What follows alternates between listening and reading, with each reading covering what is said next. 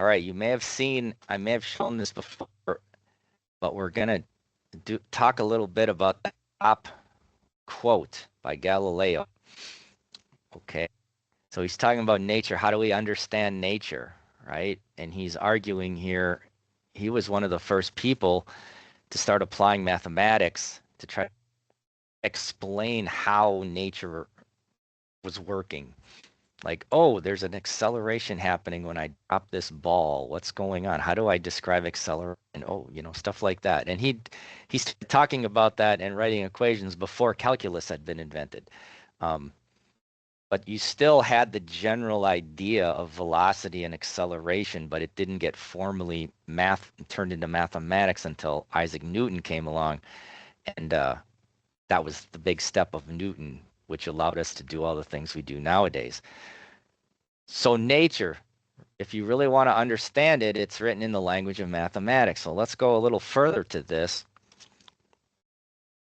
This is a paper, and I think it's so cool. I came across this relatively recently. And here we go, the unreasonable effectiveness of mathematics. What the heck is going on here? Well, there's two main points that this guy comes up with. This guy's a physicist. He wrote this in 1960, and you can see it's in the Communications of Pure and Applied Mathematics. Okay, and he's talking about this. It's kind of crazy. Mathematical concepts that seem to crop up everywhere. Mathematicians usually are completely divorced from any kind of real world things. They're not applied mechanics people like us. They're just doing clever, interesting, logical thinking and coming up with these different mathematical concepts. And then people are able to actually use these things to describe phenomena in the real world, right? And the question is why? What the hell? Why is it that what's happening in the world is so crazy accurately described by equations? And there really is you can't like really clearly give an answer to that. People have done philosophers have taken different shots at trying to explain that. Like mathematics is pure and perfect, and somehow nature is pure and perfect, and therefore they have to be the same. Things like that. But it's bordering on the mysterious. And here's now one. This is the one that's going to tie us into our lecture today. Think about this. If you develop a theory, like a physicist develops a theory, and it's in terms of mathematical concept. Newton, the theory we all know, force equals mass times acceleration, right? It's relating this thing called force proportionally to this second derivative of position, right? And it allows us to make predictions that are crazy accurate of everything we observed thus far. No one's ever observed something that didn't satisfy that. But how do we know that that is actually the real thing? Like there could be many different mathematical concepts that potentially you could formulate a theory in that still give you the same relationship to experiments that you do. And it's getting at this idea of kind of what's the reality. I'm reading some stuff recently about Kepler, who was you may have heard of Kepler. He was an astronomer in about middle 1500s. And he proposed the sun was the center of the sun was that the earth revolved around the sun. Before that, the idea was that everything related to the earth. And he did this because he developed the mathematics that would allow him to match all of the astronomical observations of the positions of what you see in the sky. So he developed this interesting, elegant mathematics that could predict what was seen. And at the time, in the current way of thinking, they had a term for this. If someone did this, if someone took interesting mathematics and were able to so-called explain what was observed. They called this saving the appearances. Saving the appearances. So the appearances, that's what we observe. And somehow you're saving them. You're coming up with some mathematical thing that gives you the same thing. Fine. That's what people looked at. He actually argued, no, I'm doing much more than that, that these mathematics are actually describing the reality. And so based on those mathematics, the reality that he then actually said was real was that the Earth revolved around the sun.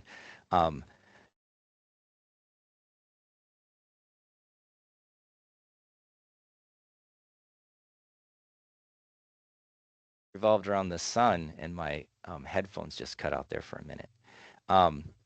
And so this is this idea going. Let's let go of that footnote about the appearances. Uniqueness. So we have a theory that matches observations, and how do we know it's unique? And again, as is discussed in this paper, that's like an article of faith among scientists. There is no way to fundamentally prove that a theory is the only possible one. Which then is like, oh, if you believe the theory is telling you about the reality, maybe it's not telling you about the reality. It's just explaining the appearances of the observations. So this relates to us because if you create a bonded particle model and you calibrate it, so what do we mean by calibrate? So if you had a bonded particle model, and if you did a complete scan down to the same molecular level of a particular rock, and you identified all the features, and if you were to put all of those features into the model and all of the proper, let's say, interaction laws of how does quartz interact with feldspar, because there's places in there where quartz is touching feldspar. And then how does quartz behave on its own? And all of that. If you actually did a one-to-one mapping, then there would be no calibration. Then you would simply use the model and you could apply boundary conditions to it, and it should behave like the real system. We never can do that, and so we always have to have a model that's always approximating what we think is the most important aspects of the system. And so that then means we have to calibrate it. And what they mean by calibrate, it says you have a model. A model, if it's well defined, has a very clear set of parameters. Our contact bond has 1, 2, 3. It has Kn, Ks, friction coefficient, and then tensile and shear, 5 parameters.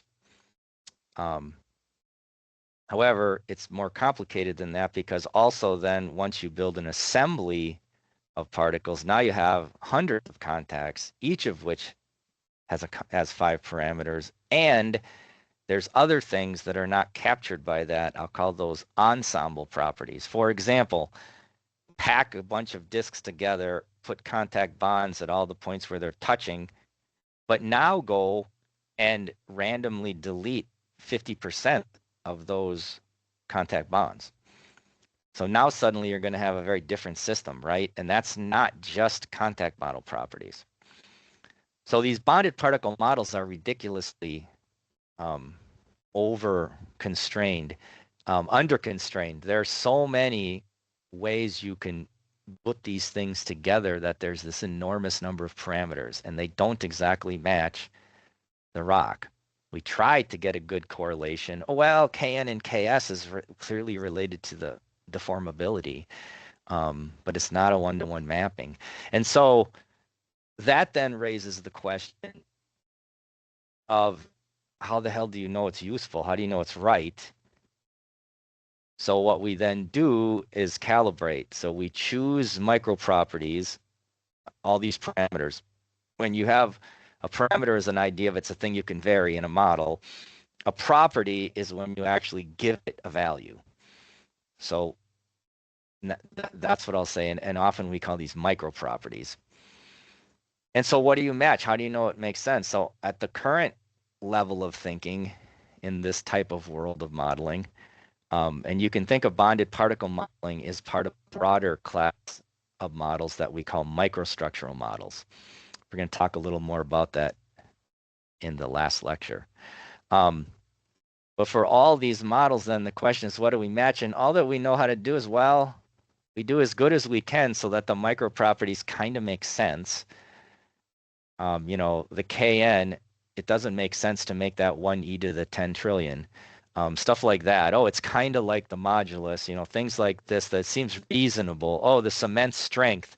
You could imagine if you pulled two pieces of sandstone grain apart, you get a rough idea what that strength is. If you have to put a strength that's like 50,000 times bigger as a micro property, that's kind of making you a little worried. So we try to get a qualitative match of sort of, in general, these properties are in a reasonable range, but then we match the traditional things that people do in the laboratory to a piece of rock. And what do? They take it and they basically take it, they pull it apart. They do a direct tension test. And, you know, they can measure tensile strength when it breaks. And we say, ooh, that's an important macro property. When you go in the lab, you're measuring macroscopic properties. They're ensemble properties. They're not just a single grain in a single contact. So they do tensile strength tests. Then they take that same cylindrical specimen, and this time they push the platens together, and they wait till it breaks. And that peak value is a UCS, unconfined compressive strength. And they say, that's an important thing. That's a strength. And this is different. They would argue it's a fundamental thing. Rock has a behavior tension. It has a very different behavior in compression. So we better come up with something we're going to call a property that's going to sort of capture its tensile behavior.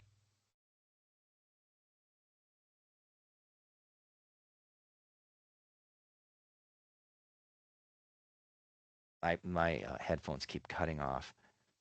So we want to come up with a property that characterizes the tensile strength, its tensile behavior, its compressive behavior, and then we take the slope of the UCS curve, stress versus strain, and that slope we call a modulus.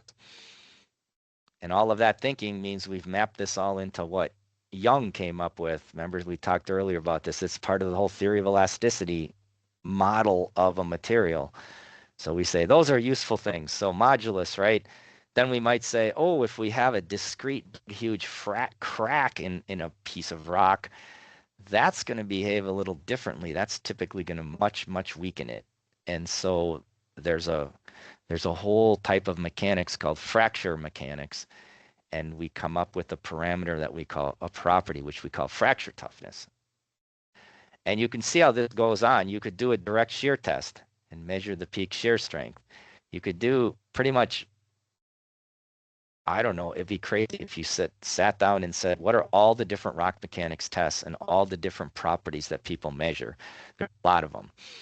And so you have to choose a reasonable number, and hopefully those things you actually have the data for because people have done those tests or you've done the tests. And then you say, oh, if I can match those things, that means my model is calibrated.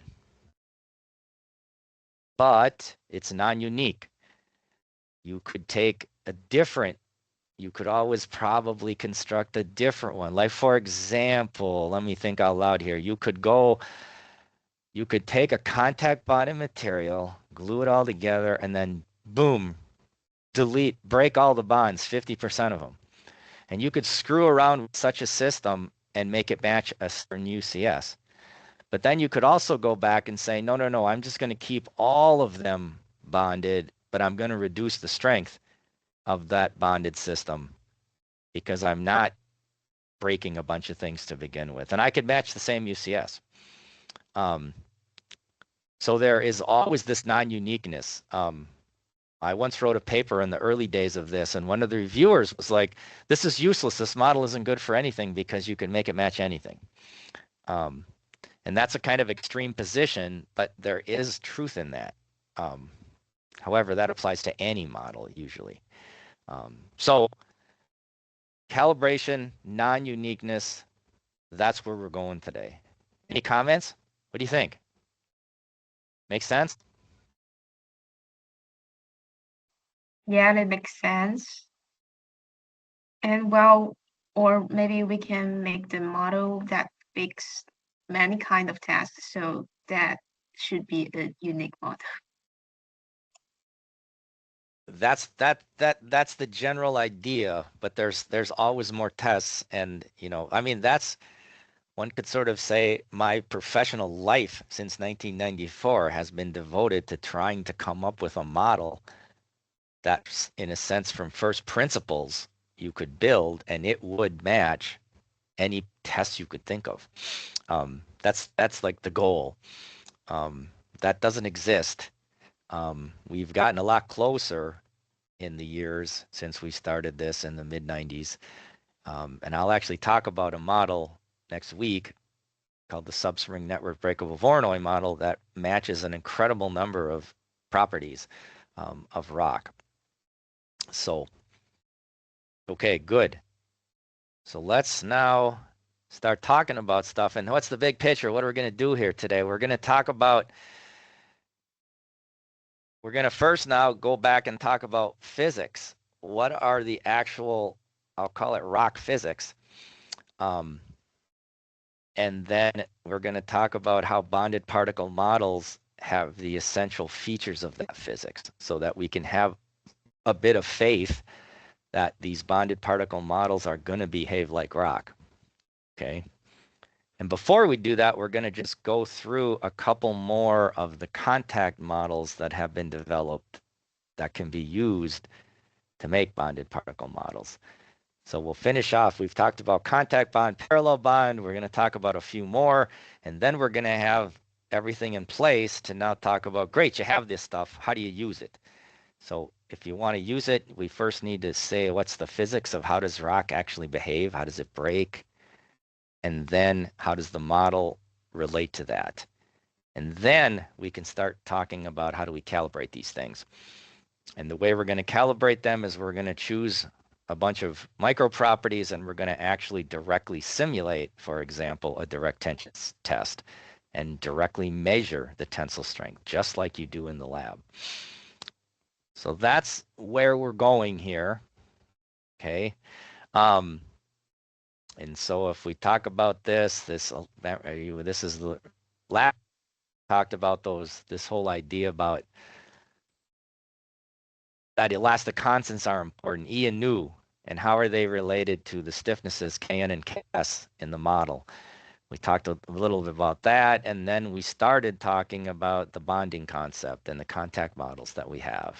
So we're going to finish that, and then as we said here, we're going to talk about all of these things here. Okay. And just as a precursor, then the last lecture, we're going to then zoom out a little bit more and talk just a bit about general other microstructural rock models, bonded particle model, bonded block model, and this kid is a finite discrete element model. This is the big sexy model now that everybody's using and doing stuff with in rock mechanics. And we'll talk a bit about that. And all of these models are very, very similar. Okay. This was just the thing about the elastic constants. This is just a quick review. We talked about, Hooke's law. Hooke came up with the basic idea of a stiffness. We call that K. Newton came up with this relationship of how things move, F equals ma.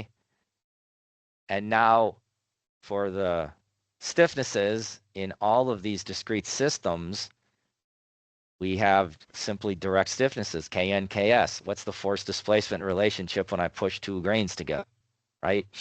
And then we go into the world of continuum mechanics based on work by Young and Poisson. They named these so-called properties, Young's modulus, Poisson ratio. Remember, these aren't necessarily fundamentally correct, but we assume they are, and they're extremely powerful, and they're part of the whole science of theory of elasticity. And so we use these all the time. This is what everybody measures this. Any kind of material test, the first thing you do is you squeeze it a little and you look how it deforms and you say under small strain, we're going to have a modulus E, and it's going to bulge out when I squeeze it. We're going to have a Poisson ratio. So we always measure those things. That's as far as we got. And we talked about in the world of a discrete model, we're going to, as actually a parameter, we're going to actually specify this thing called effective modulus. And using a certain relationship, that's going to determine the value of Kn. And then we're going to have another parameter, which is the stiffness ratio.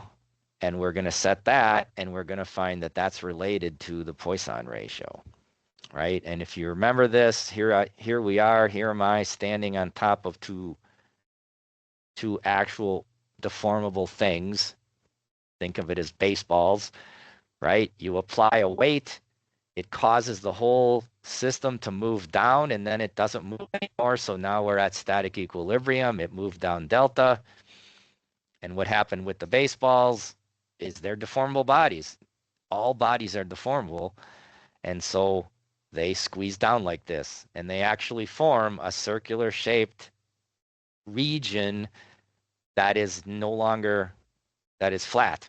This is what really happens for two elastic bodies, right?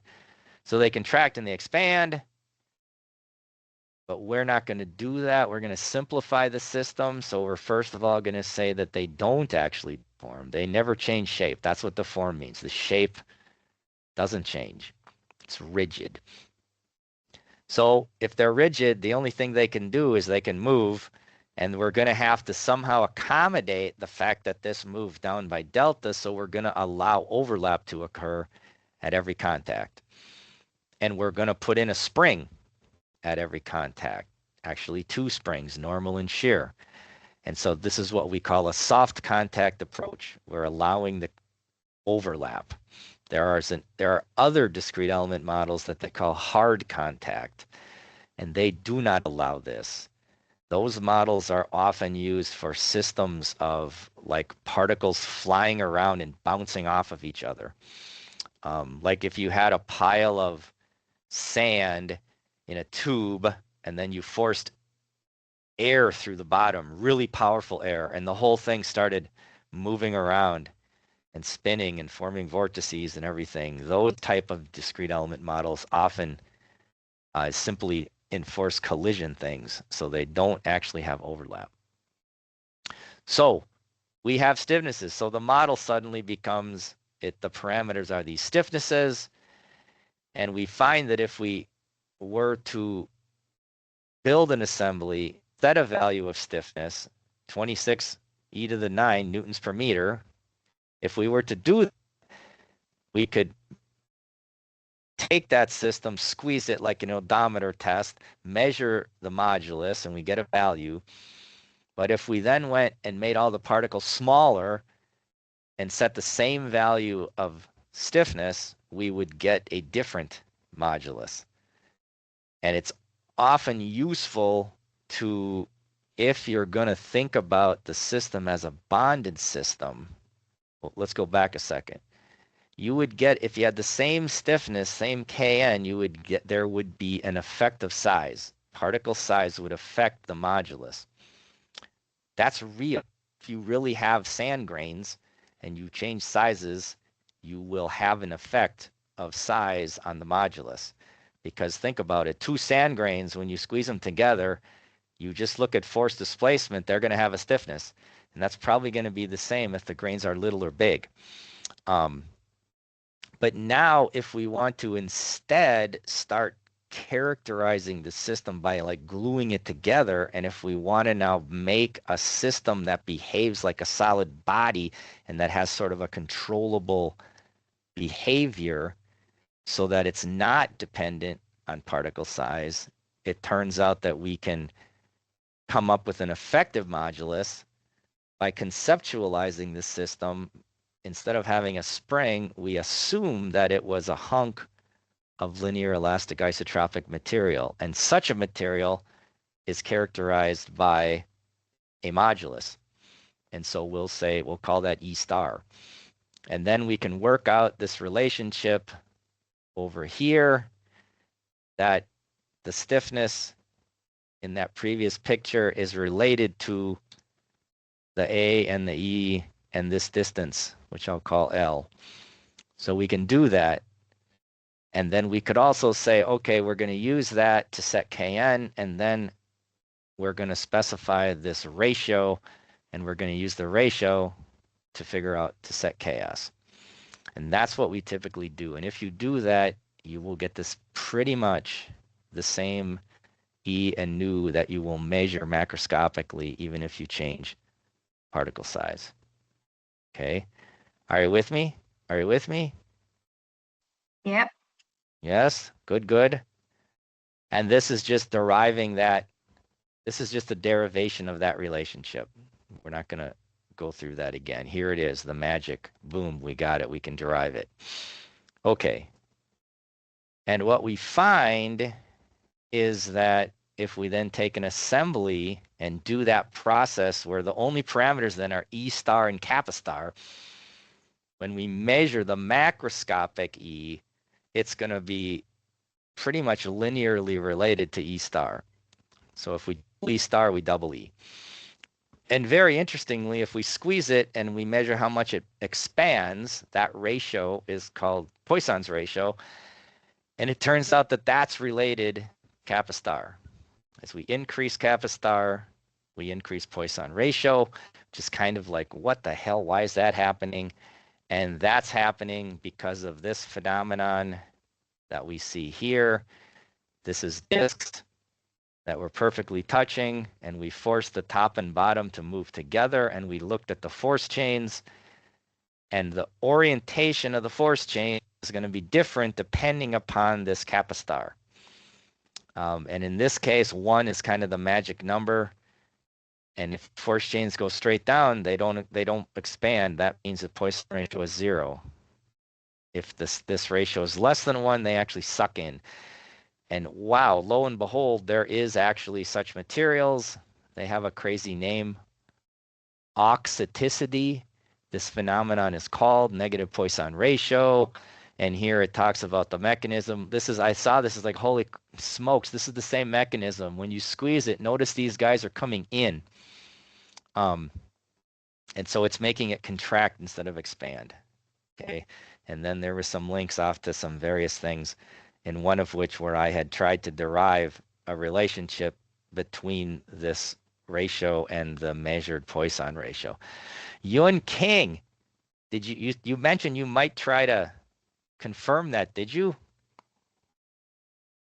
Yeah. I use handwriting to confirm this, and well, yeah, I got this answer, and it's like totally connected with the forces. Did you build a PFC model and then confirm it too? Oh, well, I didn't.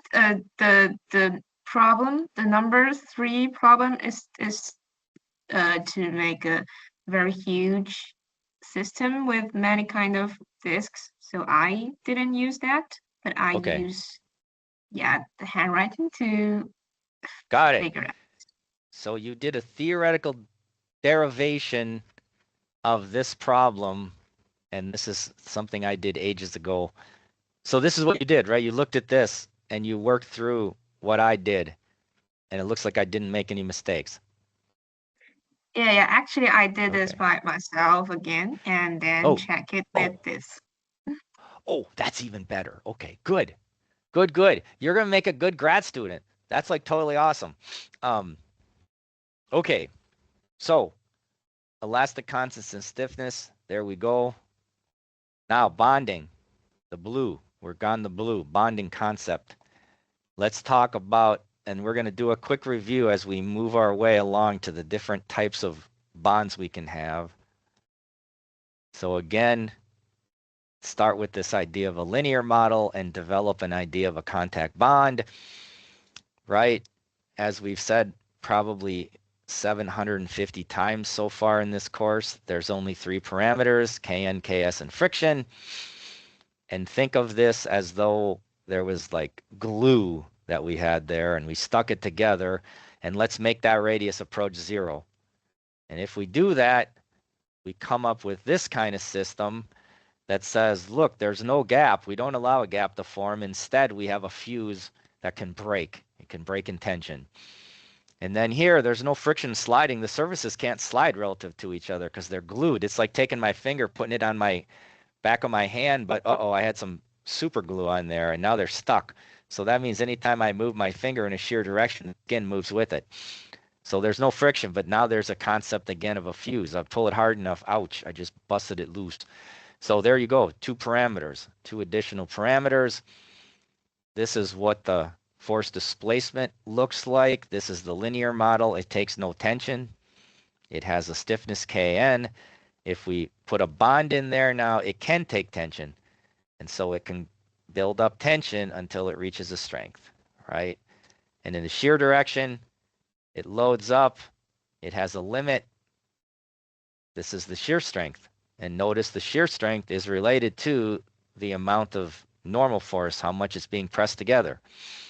And so you reach that, it starts sliding. This means think of it as applying this and just measuring the resulting shear force. Slide, you unload, but now if it's bonded, this limit isn't going to exist. It's going to be stuck. So it's just going to keep going up until it breaks. So that's the strength now, right? And when it breaks, boom, now it's free. It just starts sliding again. Okay. And if we think about this a little bit, remember we did that idealization of making the rate. What if we didn't do that? What if we actually had a finite rate because we wanted to make it behave like this system, which is cemented glass beads? What if we did that? So if we work through that thinking, and I'm sure that if, see, I should stop now and say, okay, all you guys now spend some hours and come up with a parallel bond. I'm sure you could do it, sure, once you get the thinking right here. So here's what we do. We start with the linear model. It looks like this. But now think of putting on, this is the glue, and it has a width, 2R bar. And you can think of how are we going to model the glue? Well, think of it as actually taking the cylinder here and cutting it in half and making an interface and then gluing the interface together. That's what we're doing. And note, and the red guy here, that surface is going to be rigidly connected to the top guy. So when the top guy moves, that surface has to move. And so if you think about it now, you're going to have the linear model. Think of it in the tension. It has a stiffness and it can open. And now we're adding glue. So the linear model is still there, but now there's also going to be some additional resistance by this sucker here, and it's going to have a stiffness and it's going to have a strength. And when it breaks, you go to this, and we call it a parallel bond because these two springs act in parallel. If you have two springs in parallel, every time you add more springs, you add more stiffness to the system. And the same thing in shear, we have a shear stiffness, and instead of having a direct shear strength, we express that in terms of a cohesion and friction angle. And so now we have a system, and also this is a bar to denote it's a parallel bond property, and this actually is stiffness per unit area, because this is an interface now between two things. So it's like you express this when you talk about a joint. A joint is an interface between two things. You talk about stiffness per unit area. Think of this as having like an infinite number of simple springs all across that area. And the overall result of that is going to be integrate that over the area, and we're going to say that's the parameter, Kn bar. This is also going to allow us to, well, let's just, okay. So those are, now we have two interfaces. And again, the idea that parallel bond can be thought of as like cementatious material, in addition to the fact that against each other. And after it breaks, it's gone. Okay. And then we have to say, now we have a mechanical system, but it breaks. So we have to say, how the heck does it break? Which means we have to somehow come up with what is the criteria, like how are we going to get this stress? This is a concept of a stress now. This is a stress in that, over that cross-sectional area. That's how we're going to express strength in terms of a stress. And so we have to then have our own model for what the heck is the stress distribution across that interface and what's critical. And if you think about the simplest kind of interface, it would be like we would treat it like a beam. It's a linear thing, so that if I rotate this, it goes in compression here and it goes in tension over there. And there's a linear variation of stress across that interface. And so we're going to say, okay, that means we're just going to look at the outer fiber outside of the interface. That's where the stress will be the highest. And that's what we're going to use as the so-called stress in the bond, which is this sucker here. And so that means, again, at the bond periphery, what's going on, we're going to call that sigma bar max. We're going to track that, and we're going to compare that to the strength. Okay. Think about this. This means that if I just pull it in the normal direction, you're going to have a uniform stress across that interface. And when that stress on the outer fiber will be the same everywhere, when it reaches sigma bar C, it'll break. But think of the other case, in addition. What if I don't do anything? There's no stress, but now I just start to rotate this guy. And let's say I rotate him counterclockwise. That means this is going to compress and this is going to extend. So I'm going to have a linear distribution of stress, compression, zero, tension. And I'm going to then say, oh yeah, now I'm going to look at the stress here and it could break, which means now this thing can resist moment, and the moment, the rotation, which is what causes the moment, is going to induce stress. It can break it. Okay. The contact bond doesn't resist any kind of rotation. It doesn't ever look at that, but this does. Okay. So this is just talking about how the shear strength is related to the cohesion and friction. Again, if you compress it more, it's stronger. Just like for the friction, if you have a higher FN, it's stronger. And now there's a whole new parameter, super cool. This is now it's like a microstructure thing. It's going to be this radius, r bar. So the question then is, that's a parameter. How are we going to specify that? You could just directly specify r bar for every single contact, because that, in the end, that's what the model has. But it's a bit more convenient to just say, go to every contact and look at the minimum radius of the two, and then that's going to be a factor that you multiply that by. Okay. So this now becomes a parameter. This is a purely microstructural parameter. It relates to the size of this thing. Okay. And so now we get the full-blown system here in terms of the parameters, right? So here we go. This is controlling the size of that interface, which you could relate to conceptually the amount of cement. Like this guy is pretty small, whereas this guy here is much bigger. So because we're specifying, for example, we're specifying a stiffness per unit area. If you have the same stiffness per unit area, if you have bigger area, you have bigger stiffness. So this guy is stiffer than that guy. So size, R bar, stiffnesses, and now strength, tensile strength, and those two are used to get shear strength, right? Brakes, the second set of springs that were acting in parallel are just completely removed, which is a weird thing. If I start applying moment to this, it's going to have maximum tension here. That's going to break, great. But it's kind of extreme to say that as soon as this breaks, the whole entire thing ruptures and this interface itself is removed. The whole thing blows up. So it's this system, and suddenly I did a little bending and then boom, it breaks. That's kind of a very, very intense simplification. What you would expect, perhaps, is that a tension crack develops and slowly grows into this. And so even after it so-called breaks, it doesn't fully break. And so because of this, we're going to find that there's a range of behavior that we get with a parallel bond, which is a richer range of behavior than we had with a contact bond. But there's going to be certain types of rock that we're simply not going to be able to get a match to two fundamental properties, which is direct tensile strength and UCS. And in order to get that match, we're going to have to come up with a new concept, which is going to take this concept and just extend it a little.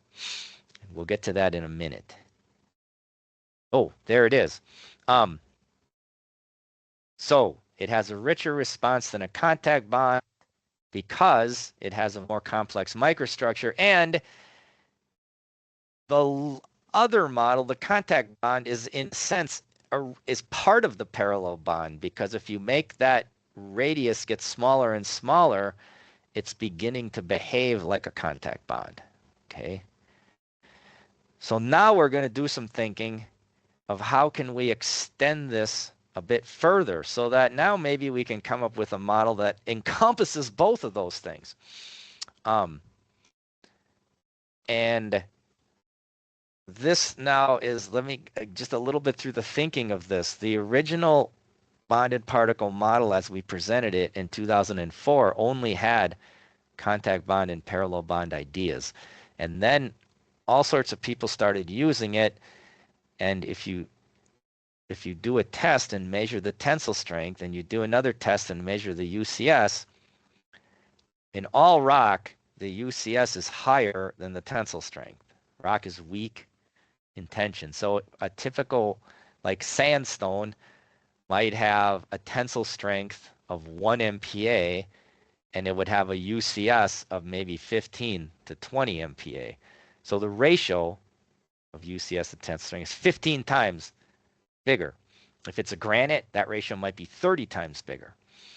And when we take this parallel bonded material, no matter what we do to all the parameters we have, we're never able to get a ratio that's much bigger than about 5. Okay. And so the hypothesis that we came up with was that maybe that business about breaking and suddenly completely getting removed is too simple. So could we develop a system that could, after it so-called begins to break, and it slowly gets weaker and weaker? That's what I'm calling partial damage. So the way we're going to do that is we're going to go through this type of thinking. Here we go. Cemented glass beads. There it is, intact parallel bond. Think of that as, there you see the two interfaces in red, they're glued together. Parallel bonding material. Good. Yellow. Break it. Soon as it breaks, boom, on the next time step, it's gone. So all that yellow stuff is gone, and the only thing left to resist anything is the little surface interaction, Kn, Ks, and friction. That's it. Now the thinking is, what if we could do this? What if we could make this thing so that after the breakage, the yellow stuff is gone. There's no more cement in there, but those two surfaces are still there and they're still connected to the material. And you could say, wow, that'd be pretty cool, because now we could rotate this and it's still going to resist moment. It's going to be interlocked much more. This guy, if we try to rotate it, has very little rotational resistance because it's just limited by the friction coefficient and the normal force. And so then we start thinking, oh, yeah, this is a marble. This is formed by the slow crystallization and repressurization. Don't not worry about that. We'll talk about it later. This is a marble. There they are. You can see the grains. They're pretty much polygonal, and there's well-defined interfaces that are pretty much straight. And this is a picture of marble after it's already failed in a UCS test.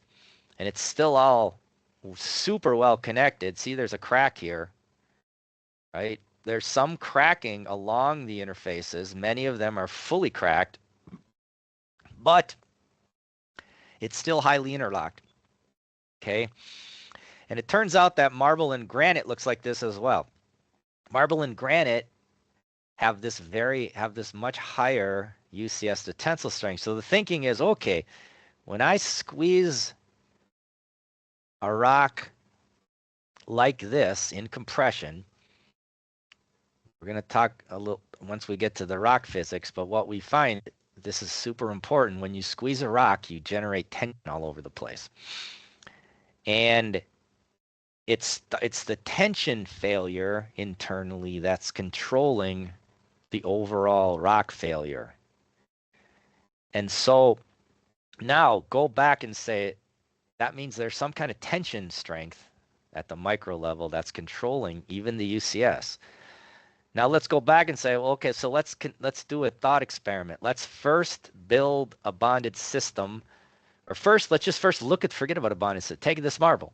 First, do a direct tension test. Do that first, okay? And measure the overall macroscopic tensile strength. That's all you get from such a test. And you're going to also find that basically when you do that tension test, everybody fails in tension, and you pretty much end up ripping apart the interfaces that are largely perpendicular to the tensile direction. And so you could say in that rock, the tensile strength here is going to have to be chosen, if that was a model, to match the overall tensile strength, the macro tensile strength. Well, then you could take that system and you could do a UCS test on it. And what's going to happen is as you load, you're going to start creating microtensions, and eventually they're going to reach that limit that you had to choose from before. And they're going to just, boom, break. And that's what's going to end up where the thing is going to fail. And with a parallel bonded system, you generate those tensions and then it breaks. And suddenly these things are not interlocked anymore. And it breaks when the UCS is about 5 times the tensile strength. And the shear strength of a parallel bonded material is pretty much not being mobilized during a UCS test. It's all failing in tension, which means you can't make it any stronger. That UCS value is going to be about 5 times the tensile strength value, because that's the only thing that's mattering. And you can't jack up the tensile strength because you won't match the direct tensile strength. And so, but if we could look at this system now, if you actually look in detail, and we'll talk about this again more with the rock physics, when you do a UCS test on this, there's a progression of damage. When you do a UCS test on a marble or granite or a well-cemented sandstone, when you start to load it early on, maybe at 15% of the peak value of UCS, you start to hear cracking. You can hear this, little tiny pops and things. What the hell is that? Those are actually the beginnings of breakages along the interfaces, and actually you're squeezing it vertically. It's along the interfaces that are subparallel to these guys. And it's just partial. Sometimes just part of an interface breaks, and then another one somewhere else, and another one. And this keeps on, more and more of this happens until eventually you have so many broken interfaces that you reach UCS and the peak strength goes down.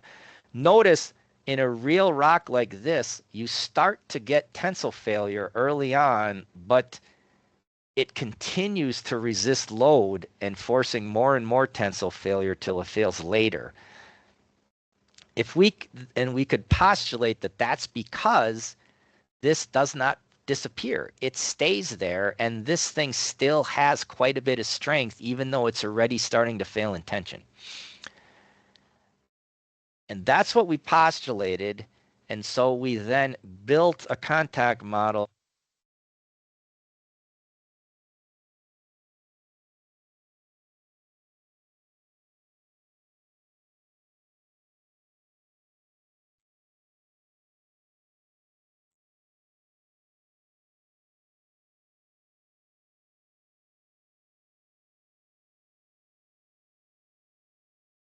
Can you hear me?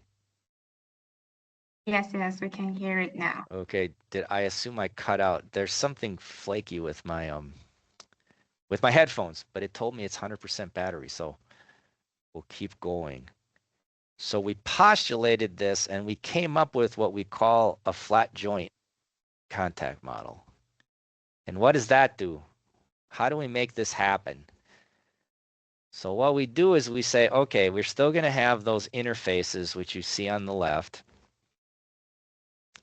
But instead of treating this as one giant thing that can only fail in one shot for the whole thing, no. Let's put a bunch of little pieces together that perfectly fit. So let's discretize this. In this case, there's like 6 of these. 1, 2, 3, 4, 5, 6, and there's the same one on the other side. So now we've got little pieces. Now each one of these pieces is just going to be a stupid little contact bond. But notice, after it breaks, it's still going to be there. So here we go. Here's our linear model we're going to start with. And we're only talking about these 2 surfaces now. Just these 2. And so then we're going to say, oh, it's like a contact bond. It's going to have a tensile strength. It's going to have a shear strength. And it can break. But this happens separately. It's tracked for all 6 of these. They can all independently break. And so that means that if you just look at the force displacement response of this, it's just a trivial contact bond. It loads up and it breaks and it carries no load. But if you look at the overall force displacement response of the entire system, it's going to be able to be much richer and more general. It's going to be what we call emergent. And what's going to happen is, even if if the guys break over here, if you're rotating it counterclockwise, these guys here, these 2 are in tension. They're going to break, but these are in compression. They're not going to break. And so it's going to continue to be interlocked. Okay. So it's going to behave like this system in the lower left, like marble. Okay. And so if you actually think about, if you want to try to visualize the mechanical system in there, I'm going to say it's going to look like this. This is really what this thing, it's really not a sphere anymore. It's not a disc. It's not a disc. It's this thing. The surface shape has this weird shape to it, each one. And so it's going to look like this. Okay. And in 3D, it's going to look like this. It's as though you took these little hunks here and glued them above and below. And so if you took that system and did this, glue them all together, in this case, we discretize it into, I don't know, I think there's 14 of these guys. They're all independent. They can all independently break. They're all just stupid contact bonds. But now we rotate and we're going to start breaking them. So when they break, we're going to draw a little hexagon. And so here we rotate a whole bunch, and these guys all break because that's where the tension is. But these 2 are still in compression. So this thing is still massively resisting moment. It's still massively interlocked. Okay. And here's the extreme example. Here's the basic idea. Even if everybody breaks, it's still interlocked. Here's a system. They're all glued. These 4 guys out here are totally rigid. They can't move at all. This guy, we're going to force it to spin. We start to make it spin. And let's say they're already all broken. So it's actually all broken, and we're going to force it to spin. We force it to spin. These 2 guys go into compression. The guys over there don't do anything. It's broken. A gap just forms.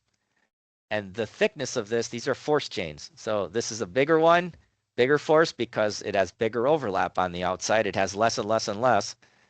And so this is going to continue to resist moment, just like this marble, even after significant damage has occurred to those interfaces, it's still interlocked. Okay, are you with me? Are you with me? Yeah. Yes. Okay. And then, so I did all this. I came with this idea. I'm like super excited. And then, of course, holy crap, what's going to happen?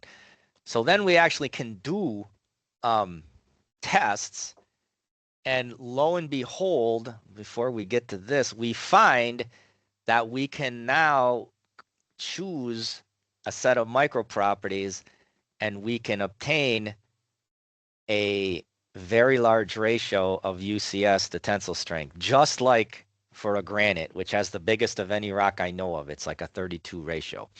And then by reducing these properties, we can make that ratio be less and less and less and less, okay? So this thing is like a parallel bond, but it stays there, and it stays interlocked. So it's a hugely more complex, more rich system. So this thing actually solved this problem, which was a very big limitation of bonded particle modeling, because before it's like, well, we can behave kind of like weakly cemented sandstone, but we really can't behave like most rock, which is much more cemented than that. And so this is the model that the vast majority of people who are doing rock-like bonded particle modeling are using this model, okay? You could also think of it as you can take a king of spheres and you can make them dance as though they were interlocked polygons, even though they're fundamentally just spheres.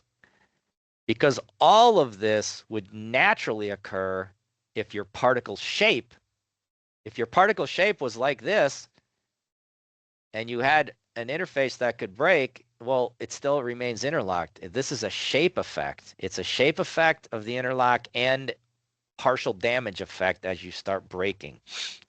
That's going to naturally occur if we have an interlocked set of polygons, where each polygon is a rigid block in our case. Rigid blocks did not exist in PFC at the time of all this stuff.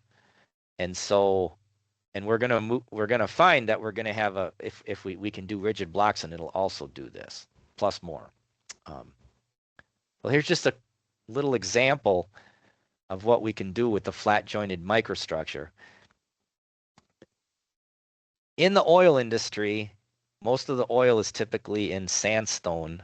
It's usually in layers where there's sandstone, and there's some type of rock above and below it that traps the oil, so it has to stay in the sandstone layer.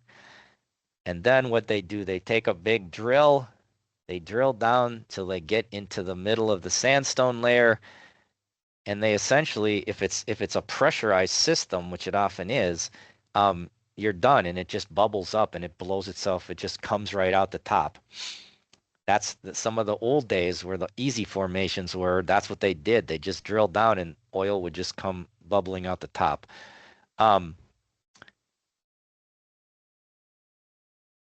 Now you're doing this and you need to characterize the rock, because you need to, for example, when you make the drilling, what size of an opening does it have to be so it's still stable? And what you then find is that smaller openings are stronger than bigger openings. And so actually when they drill at the top,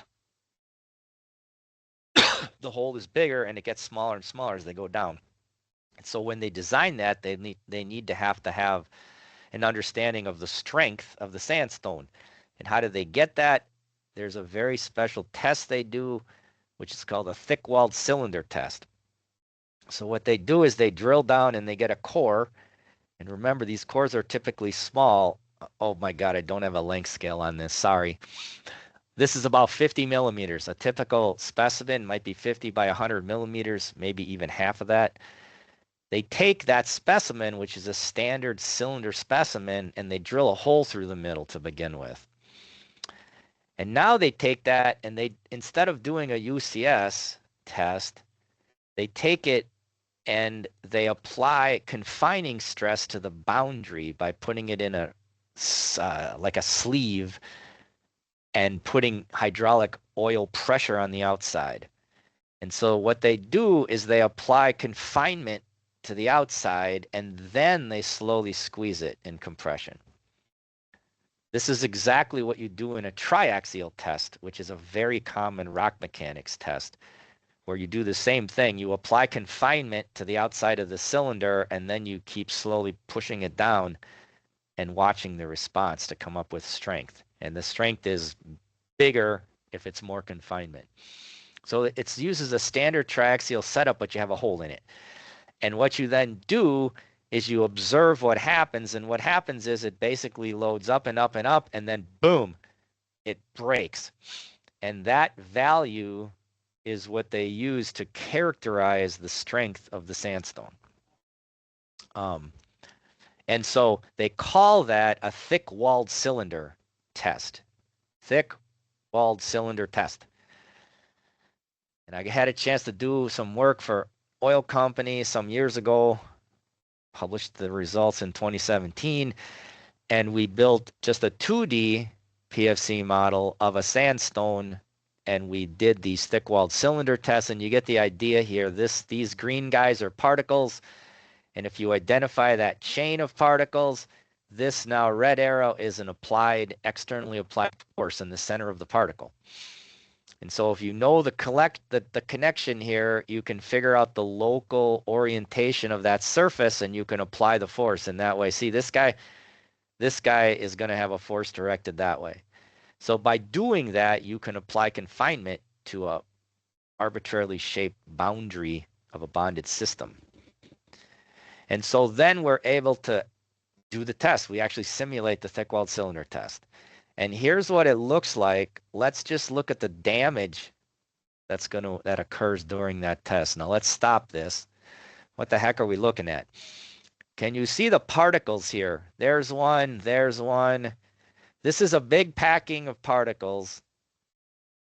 And then we drill out a hole, and you can see when we drill out a hole, you get this bumpy boundary. And then we put flat joints at every contact, flat joint model. And then here, look at this guy. It's red on the left half and it's blue on the right half. Well, when one of those sub-elements breaks, it either breaks in tension or shear. So if it breaks in tension, it's red. If it breaks in shear, it's blue.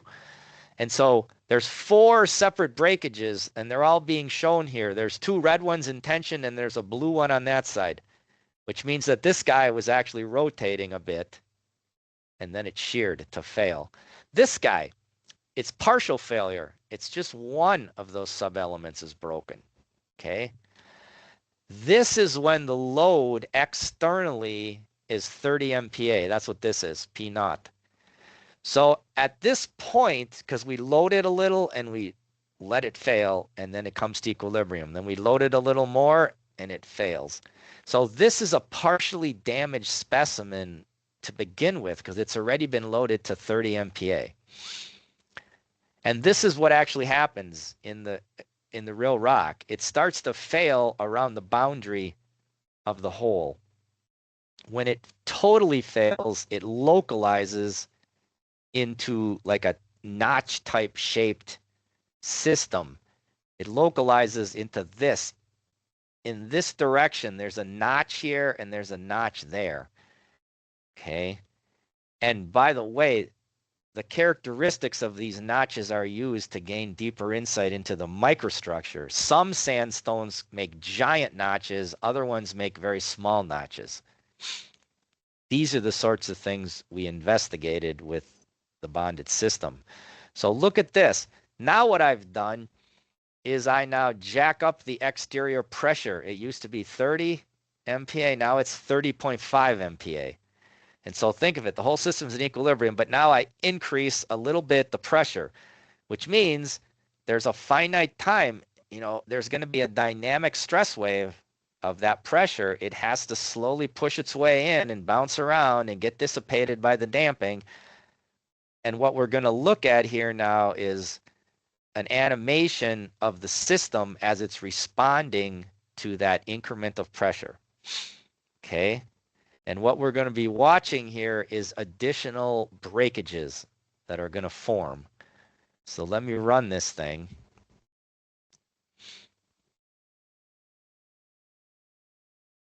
We're also going to be plotting an arrow for displacement of every grain.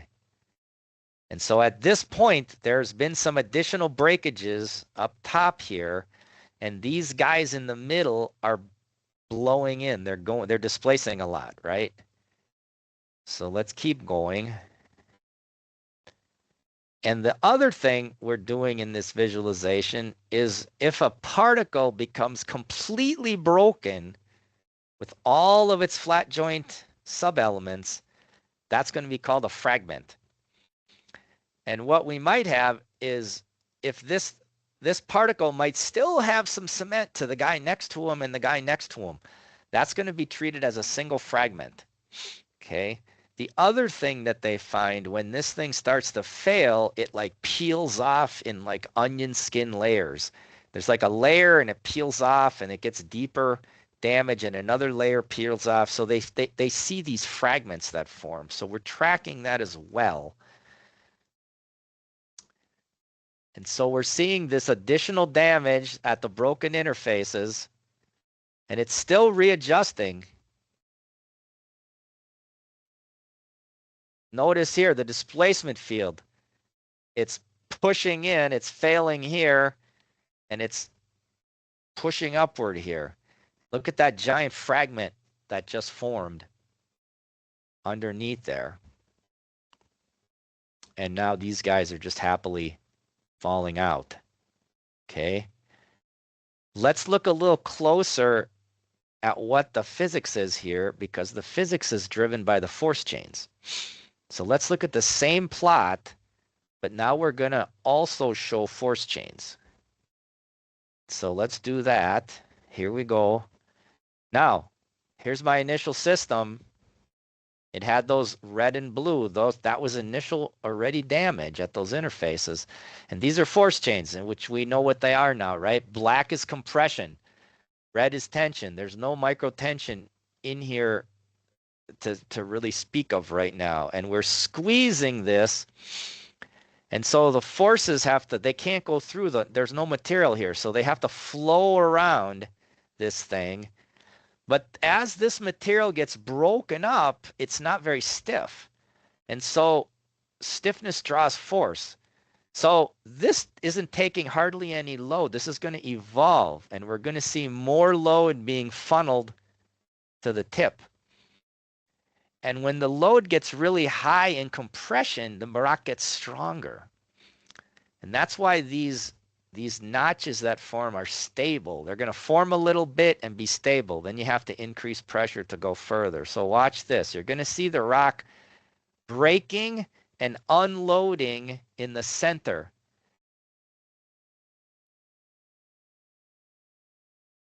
And it's pretty much mostly broken at this point, the interfaces, but now there's still stress redistribution to come back to equilibrium. Notice how we're starting to build up a compressive bulb of stress at the tip of that notch. So all that this is just running PFC and taking pictures every like 100 time steps. We just applied load and we're just cycling until nothing else happens. We just keep cycling forever and nothing else happens. So this is stress redistribution causing partial damage in the system, causing fragments to form. There's all kinds of levels of damage, right? There's fragmented damage. There's local interface damage. All these things are all happening here. You can really cleanly see the compression bulb here. And again, this is a fundamental characteristic of these notches. They're stable up until a certain point when they're not stable and they break. So now this thing is stable. There's not much happening anymore. Notice how this is broken up material. It's not taking any load. That's why there's no force chains here. So the force chains, they have to go. This is basically like a giant hole now. So it's like we've extended the boundary. There's still material in there, but it's super loose. And if we had gravity on, it would probably fall out. Okay. So any questions about that? Make sense?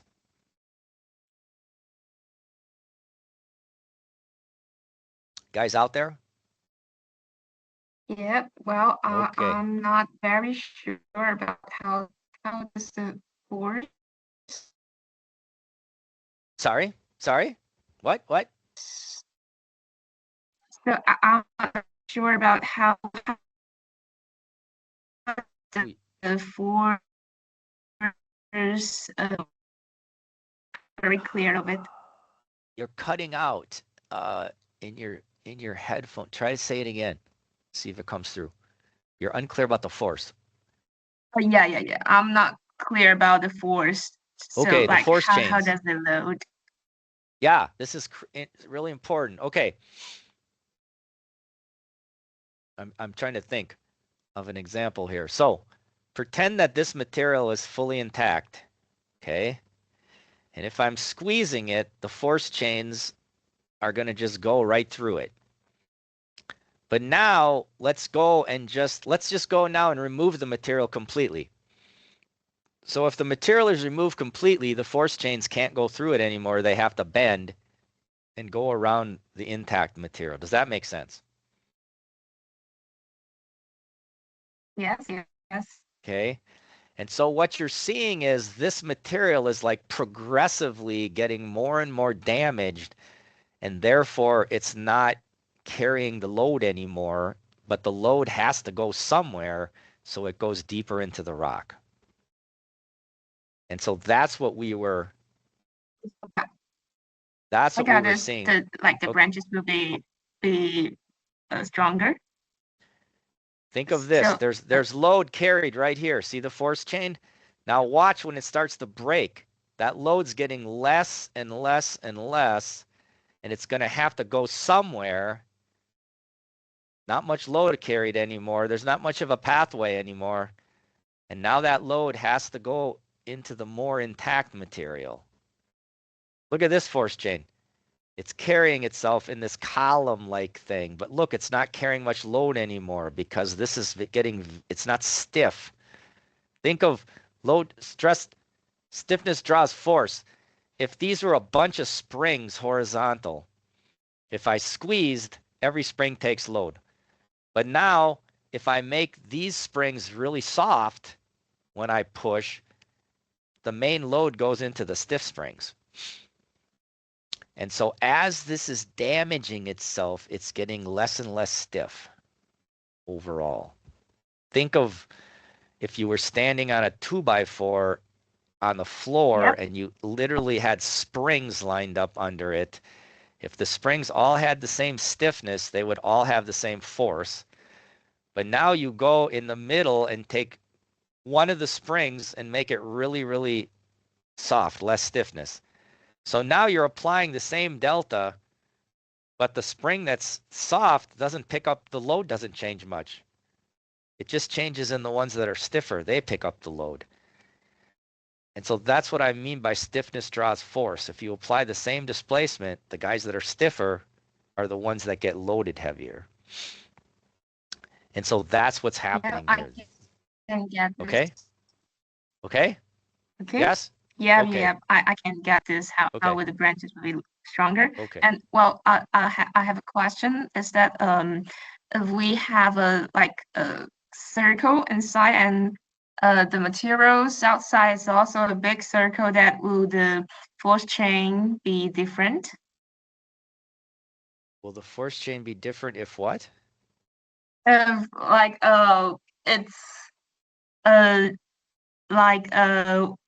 there is the material, it shows like a circle outside, and then inside it's totally a circle, but not like this half of a circle. Are you asking if the shape of each grain changes? Will the force chains change? Well, no, I'm not talking about the shape of the grain. I mean the shape of the whole material. Like it's like this. So wait, hold on. I gotta try to get the hold on, I gotta go to look at your see you. Okay, show me. Yeah, I can see you.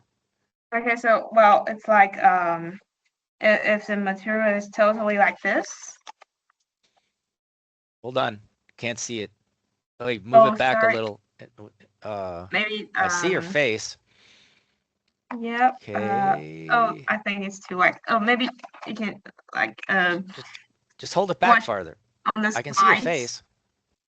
Yeah, but I think the paper is too wide, so it can be shown on the screen because the light is not very well.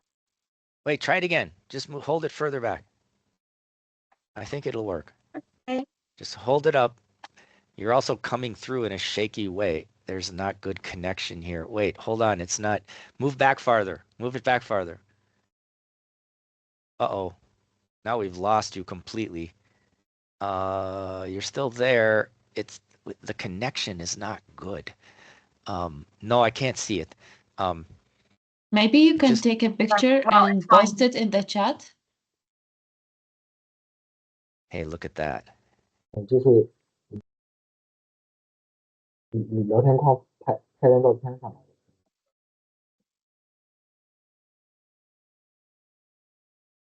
听得到吗？Can you hear me?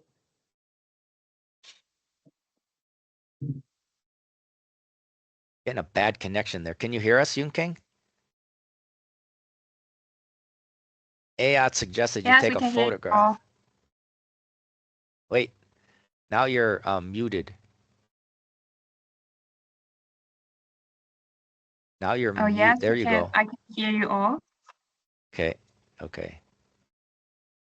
Okay. So, well, we can just see it on the slide. And what I wanted to say.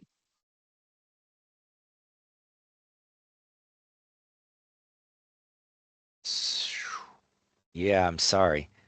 I'm not able to. Yeah, your connection is not very good. Yeah, you're coming through and like very broken up. What if you try to log off and just quickly rejoin the meeting? Okay, I will try that. Let's see. That's always the backup plan with computers. Let's see what happens. Does anyone else know what you think she's asking? Somehow the macroscopic shape of the big entire specimen, is that affecting the force chains? Just curious about the shape of this big this specimen. It's circular. Shape of the specimen. That's what I'm thinking. Yeah. Okay. Yeah, I can illustrate that. Uh-oh. Hopefully she's not coming back.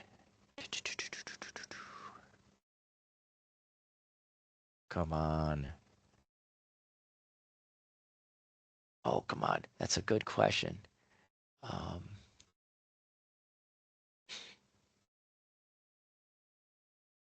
We're still waiting here.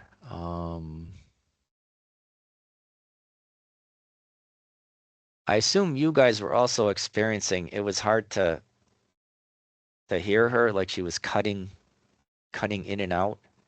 Yeah. Yes. Oh. Okay. I basically understand what she's talking about. So in your video, do you think the outside of that specimen is a square, and the inner part is a semicircle? But I think maybe the slap shot, but not a specimen. She think it's kind of square outside and semicircular inside. So she think it's really might be different for a whole.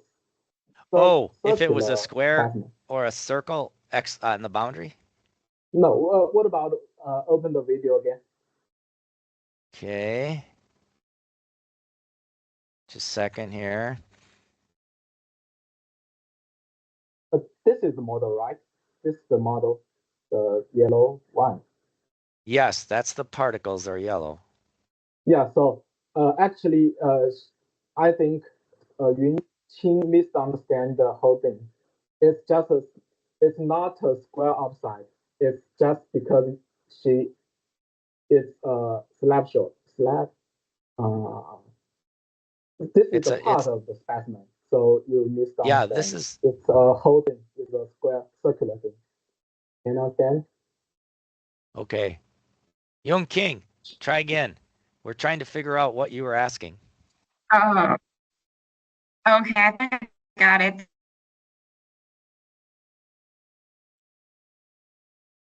Yeah, she misunderstood the whole thing because it's only the part of the specimen, but she think it's a square outside. So, Actually, Could no be. problem here. Yeah, no questions. Yeah, the overall specimen is getting squeezed. It's a circle, and it's the outside getting squeezed. And now you have a hole that's also a circle inside. Yeah. And so the force chains, they're trying to go straight through the middle, but they can't because there's nothing there. So they have to go around. And so it gets higher compression on the surface of that inside hole. And that's changing because that surface area, that near surface is getting damaged. And when it gets damaged, it effectively gets less stiff. And that means the load has to go deeper into the rock. Okay? Close enough? Okay. Yep, I can understand it now. Thank you. Okay. We'll go on here. And I know it's almost time to take a break, but let's keep going here. Because so that's just go a couple more things.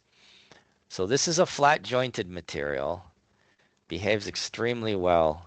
If you actually, you might want to look, you should look up this paper because this paper is this is like a proper journal paper, but the frickin' oil company wouldn't let it be published.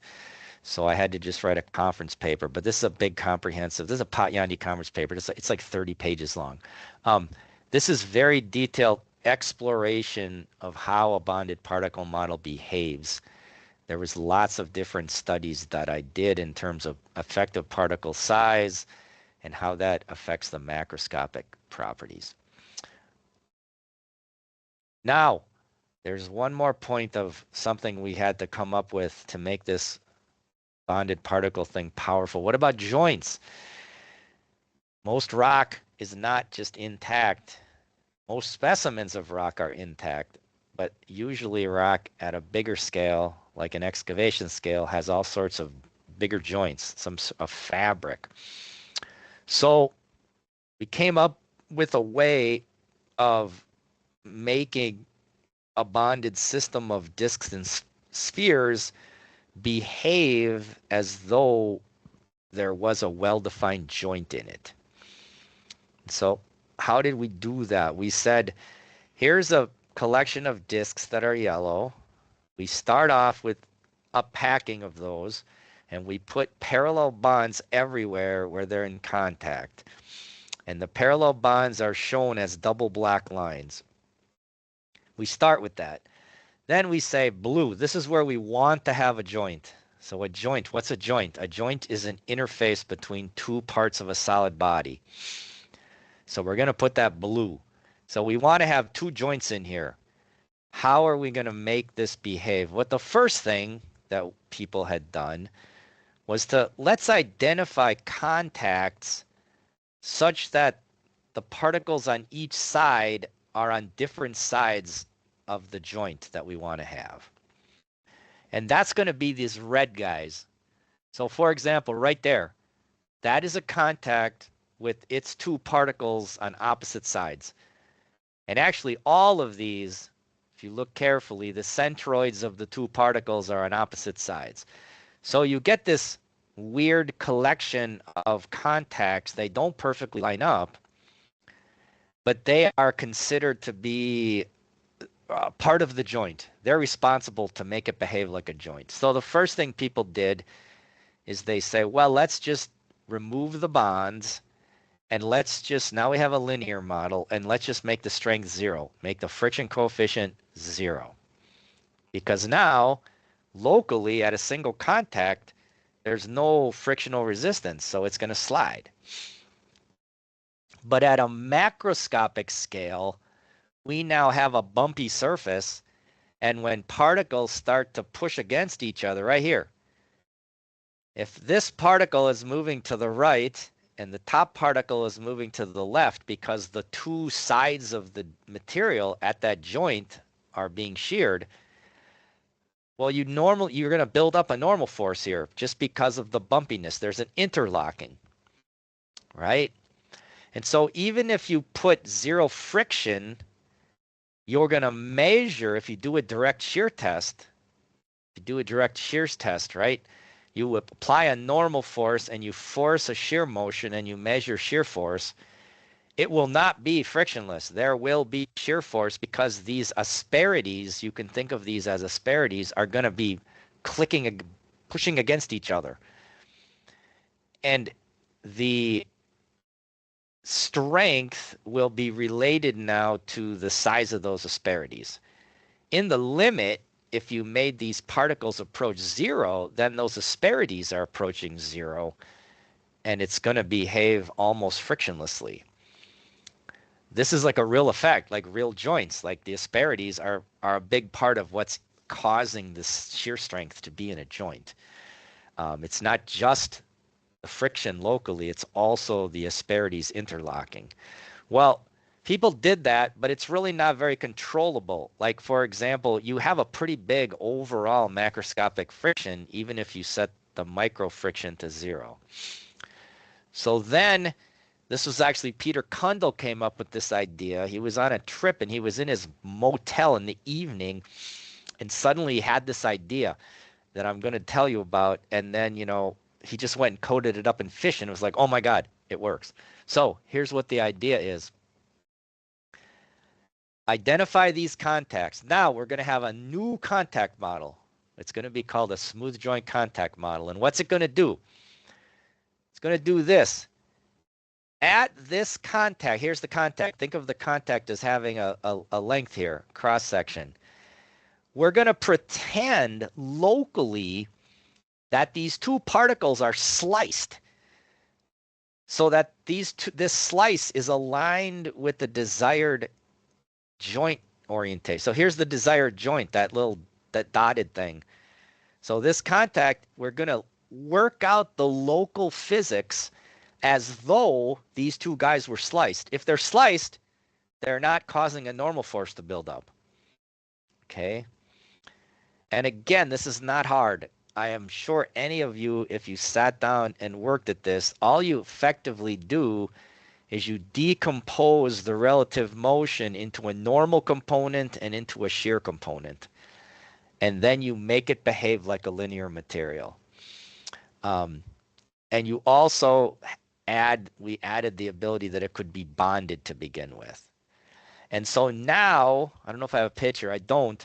This system behaves like a joint, and now you can set the friction coefficient to what you want, and the macro friction will be the same as the micro friction. This is like a huge big deal because now we can put joints into this crazy bumpy bonded system. Okay. And so and this is now going to allow us not only to put joints in, it's going to allow us to do a bunch of super cool stuff. And here's what that stuff is. Okay. So before we get to that, let's just look at this. There's a few more slides here. With these things that we have in place now, these contact models, we can start to do very, very sophisticated things. We can do stuff like this. We're going to start to think of the system now at a bigger scale, at an ensemble scale. Ensemble is a fancy word for like a collection of things, an ensemble, collection of things. So we start with a bonded system of white particles, and they're going to be parallel bonded together. And then what we're going to do is we're going to do a scan of a real rock. In this case, this is concrete.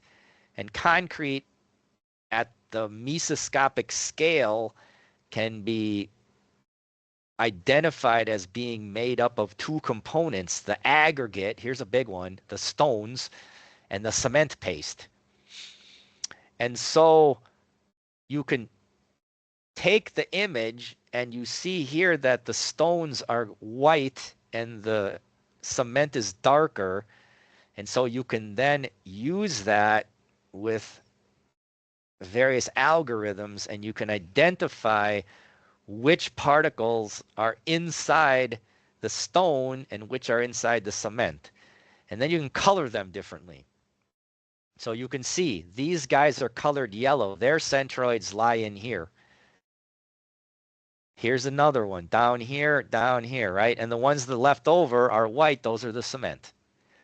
So what we've just done now is we've taken a simple, intact, uniform bonded system with a certain set of properties, and we've identified, we've grouped together things at a higher scale, right? These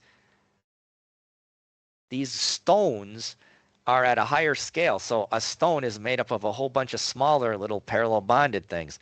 Now what we can do is we can have 3 sets of micro properties. We're going to have, what are the micro properties? What are the parallel bond properties of the yellow guys? The ones between 2 yellows, that's going to represent the property of inside a single stone, right? So inside a single stone now, it's a parallel bonded system with a whole bunch of crazy bonds. When I squeeze it, it can break, okay? And then I'm going to have another group that are white. They're going to have the properties of the cement paste. And then we're going to have the guys between yellow and white. And that's going to represent the interface between the stones and the cement. We typically call the stones aggregate. And so this is some work from Tatiana Katsaga way back in 2010, part of her PhD work at University of Toronto. And you can see what she did. She took those images of concrete, she mapped that into a bonded system, and then she loaded them, and you can see the localization of fracturing in the real system, and you can see the localization of bond breakages in this material. And it's very cool because it's very interesting, right?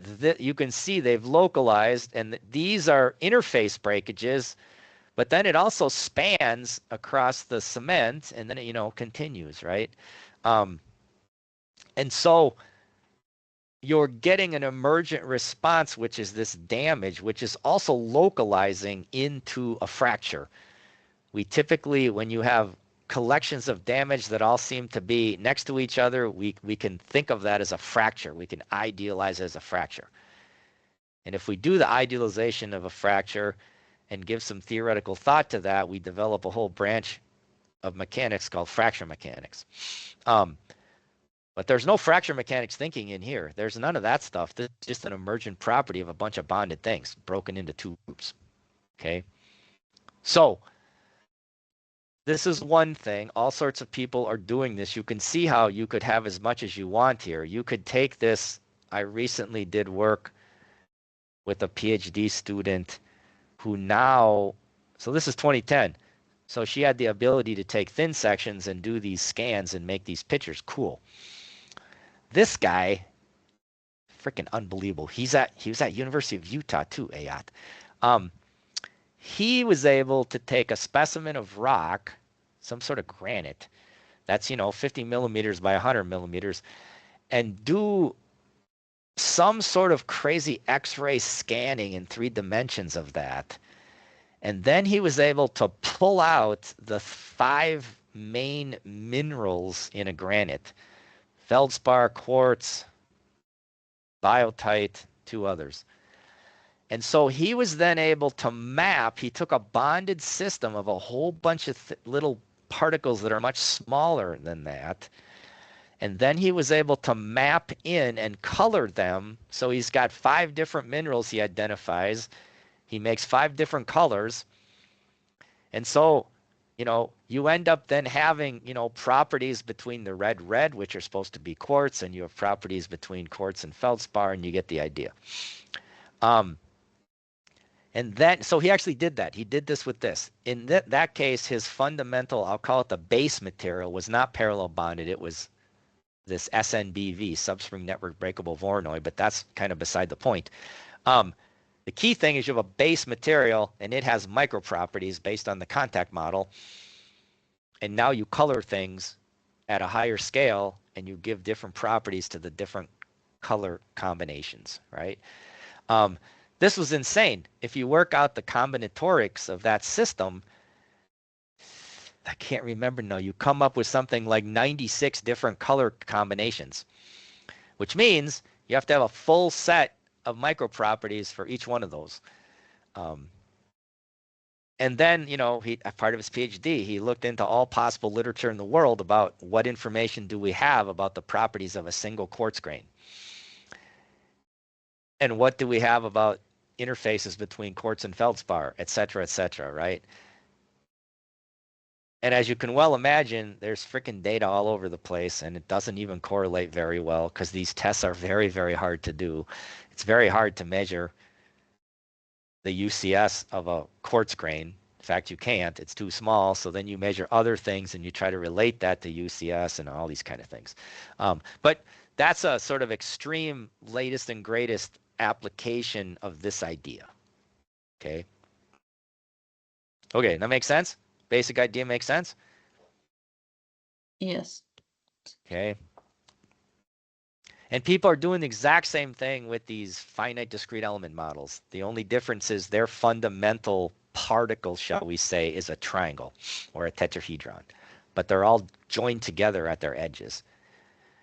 Here now is what we can do when we have smooth joints. We can again define a structure at a bigger level than the particles, than the base material. So here's what we wanted to do. Remember that marble that we looked at? The marble looked a heck of a lot like this, polygonal grains that were joined together. So what we can do is we can say, okay, we're going to somehow come up with this microstructure. In this case, it wasn't a scan. It was just a mathematical technique to tessellate space. Tessellation is a fancy word for breaking up space, something into a pattern of perfectly interlocked stuff. This was called something called a Voronoi tessellation. Let's not worry about that. It produces an output. It's a mathematical thing. A Voronoi tessellation. It produces a collection of polygons that are convex that perfectly fit together. So we started with that and we said that's going to be our representation of a rock, and that's going to naturally mean that we're going to have properties inside a grain and properties at interfaces between grains. And it's going to be important that these interfaces, that they interlock like this, right? And stuff like that. And so what we'd like ideally is we'd like to have every grain be deformable and every grain be able to break however it wants. And we'd also like the interfaces to be initially glued together and able to slowly break apart, but still remain frictional and still remain there and still be interlocked. The idea is that that's a pretty good model of most rock. And the question is, how the heck can we do that?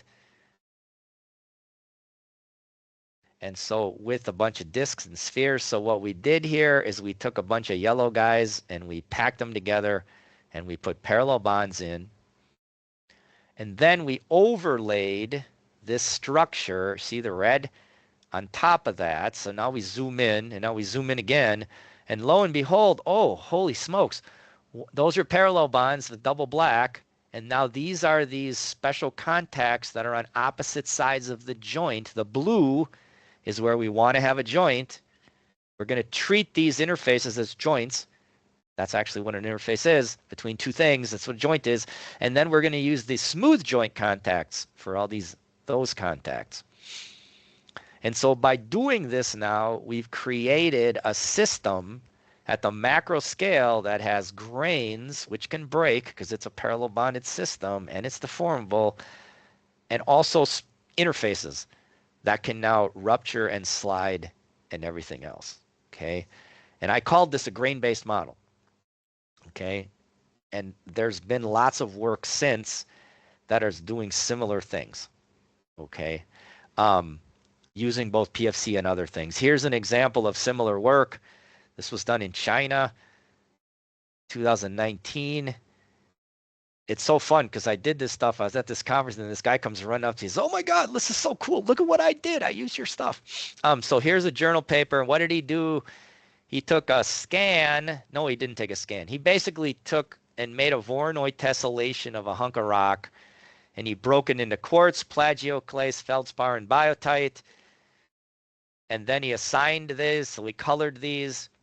And, you know, he gives the proportion of biotite and the proportion of feldspar, He colors it like this, and then he overlays these joints, these interfaces on top of a lower level bonded system. Here he used his base material was flat joint material. And then when you take that sucker and you do a UCS test on it, you load it vertically, you can see all kinds of crazy stuff, right? You see this, the bond, again, you're just seeing breakages, right? So you're just seeing these things. That's all that happens. And now you're getting this guy. It's going through the grain, right? It's breaking the grain, right? There's also interface damage that's happening, right? So again, there's been all kinds of people now using this approach to study a lot of the like fundamental mechanisms of how does a granite actually fail. Like this is insane. These guys are like super detailed, right? So we call this a grain-based model. So it's basically using that to using these components. I think of it as like there's a toolkit here of different contact models that now with clever usage, they can be used to apply to all sorts of microstructures. Not just the simple level things that each contact does, because it's the ensemble properties now that are going to be controlling the overall response. Okay. With that, so are there any questions? So we now have the tools in place, right? So you can see there are rock models. We have rock models. Just because it's fun, I do curling. For those of you who don't know what curling is, it's shown on the right. It's this crazy sport on a big ice sheet, and you have these things, they call them stones. Each one weighs about 20 kilograms, and you slide them across the ice, and you try to make everything end up in this thing here, this circle. It's called the house.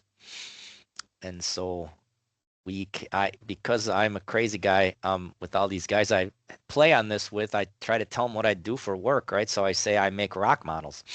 And so that's the name of our team, rock models. Okay.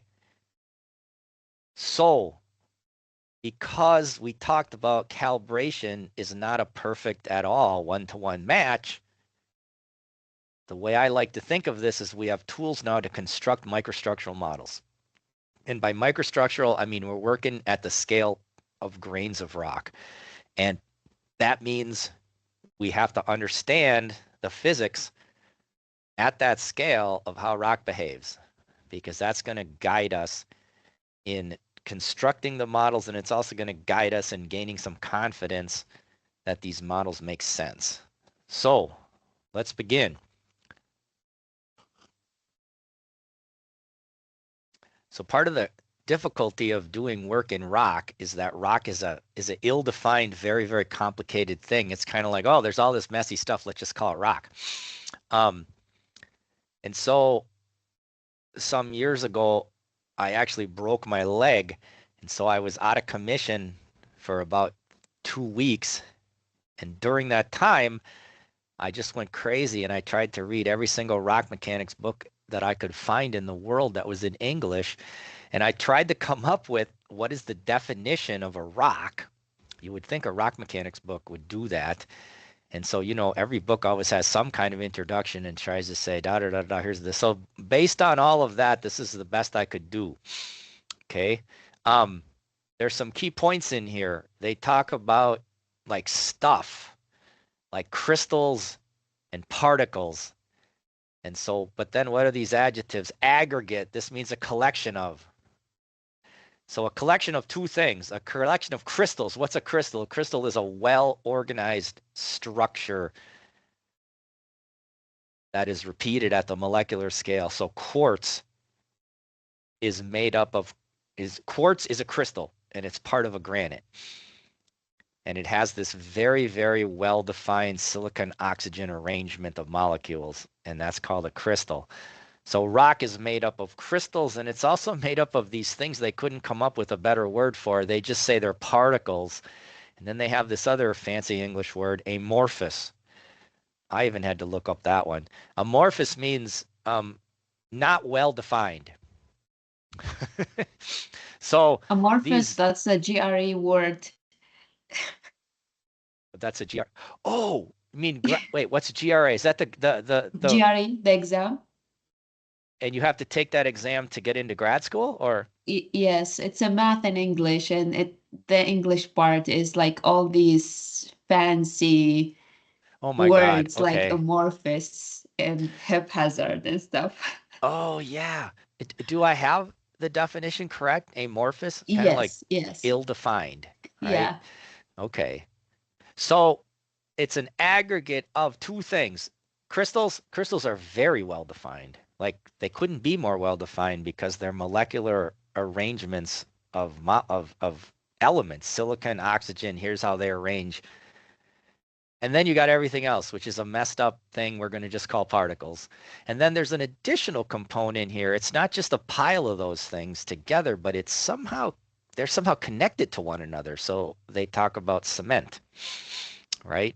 And they also make it clear there's varying amounts. It's not just a nice clean, everybody got cement. It's like sometimes some rocks have a lot of cement, some rocks have very little cement, right?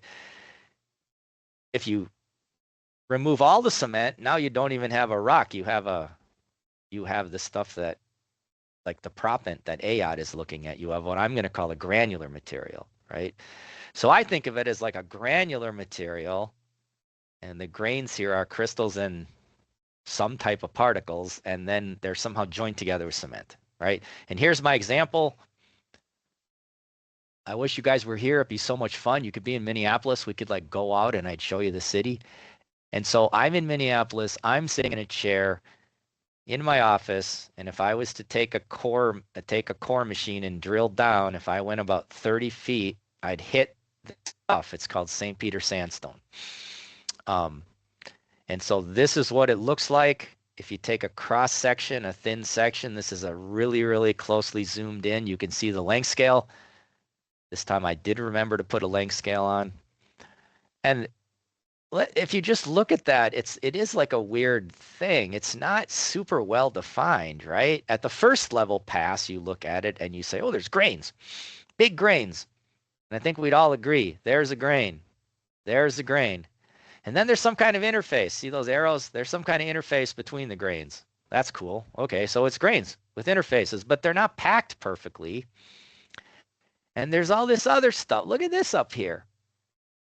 Now, what the heck was that? Was that cementation to begin with between big grain here and big grain there? And then it slowly started breaking, and here's a smaller piece, and there's still some kind of cement between it? I don't know.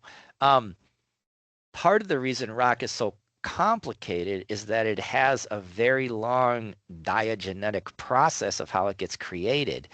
It often gets created and then it gets like moved around, and tectonic processes occur to sort of grind it up in things. And we then are saying, oh, we have to deal with it. We're doing rock mechanics. We have to deal with it because people want to build stuff in it, right? So that's what rock is. Now the question then is, if we wanted to model that, for example, how would we idealize that? Right? How could we idealize that? And I would argue that we could idealize it as cemented grains. Notice I have cement idea, I have grains. Grains might be crystals, they might be amorphous particles. I'm going to use the word grains. And notice I'm also saying it's a heterogeneous material, meaning that it's not the same everywhere in all directions. There might be fabric in there where like the grains are lined up. If you think of a shale is made up of super thin, tiny layers that are all lined up. And so it's going to have a very, very special type of behavior because of that. Well, this is what we can do using bounded particle models. We can have particles to represent grains. We can cement them with contact models.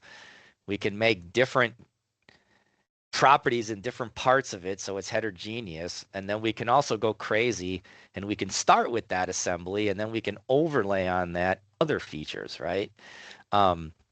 So we've basically got cemented grains, and so the scale at which we're looking at things is the grain scale.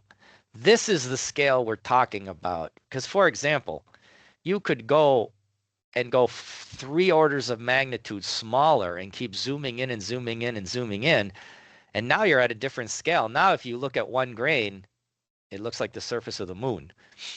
And if we're modeling at that's a whole different ball game. Then we're going to not worry about that, and we're going to treat this as a simplified thing and just call it a grain, right?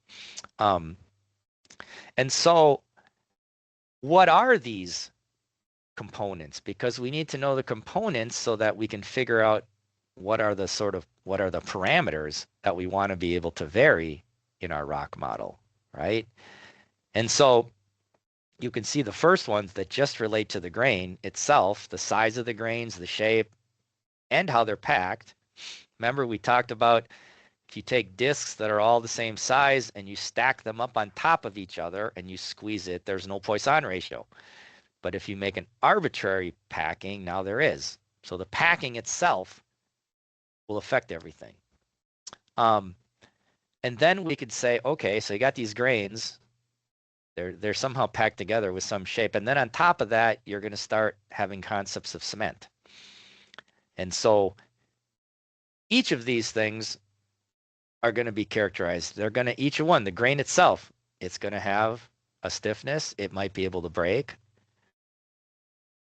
It's going to have how much cementation. That's what I'm referring to as ensemble properties. Is 50% of the contact cement or is 100% cement, right? You could also look at the degree of cementation at the contact scale for a parallel bond or a flat joint. What's the radius of the cement, right? So those are the different components, and each one of them affects the mechanical behavior. When I say mechanical behavior, I'm talking about macroscopic behavior at the scale of a core or bigger, right? And we talked about packing, right? You take the exact same properties of everything, but if you line the discs up above each other, you're going to get a really weird response compared to if you let the discs all pack in an arbitrary way. In fact, there are people who actually will model crystals, and crystals have a extremely organized packing arrangement of molecules. And so they do that. People build bonded particle models that are at the scale of a crystal. And then those things are highly organized. And so crystals, if you squeeze them, will be very anisotropic, meaning that if you squeeze them in one direction, you'll get a stiffness. If you squeeze them in a slightly different direction, you can get a very different stiffness. And that's because they're this highly ordered arrangement. So these components also are going to change as you start to load this. And this is also important because the main reason often using a bonded particle model is because you want to investigate damage. And this is the key thing. If you use a bonded particle model, you can sort of, in a sense, naturally observe the damage. And as we'll talk about later, if you use a continuum model, you kind of have to build the damage into the constitutive model. And so what's the possible damage that we can see in these things? We see breakage of grains, we see breakage of cement, and we might even go so far as to, start to collapse pores and everything, like in a sandstone. And so all of this down here is the result of looking at things right here. If you think of your material as simply cemented grains, then all of these things occur here, right? This has nothing to do with bonded particle modeling directly. This has to do with starting at the top level at this scale. This is what our system is. And if we want to operate at that system and behave like rock, we have to let these things evolve under load application, and all these things matter. And you can see also that now we can make different instances of a rock model. We can use different numerical techniques to make a rock model. We can use finite elements. People use boundary elements. People use all kinds of different things. And one particular way that we're focused on is this idea of a bonded particle model. Now, this is the most important thing that occurs in a rock that controls how it breaks. I didn't know this when I started doing this work because I never took rock mechanics courses. I hope that rock mechanics courses talk about this. They may not, though. I don't know. If you think about rock, though, at the microstructural level, it always fails in tension. This is important. It always fails in tension.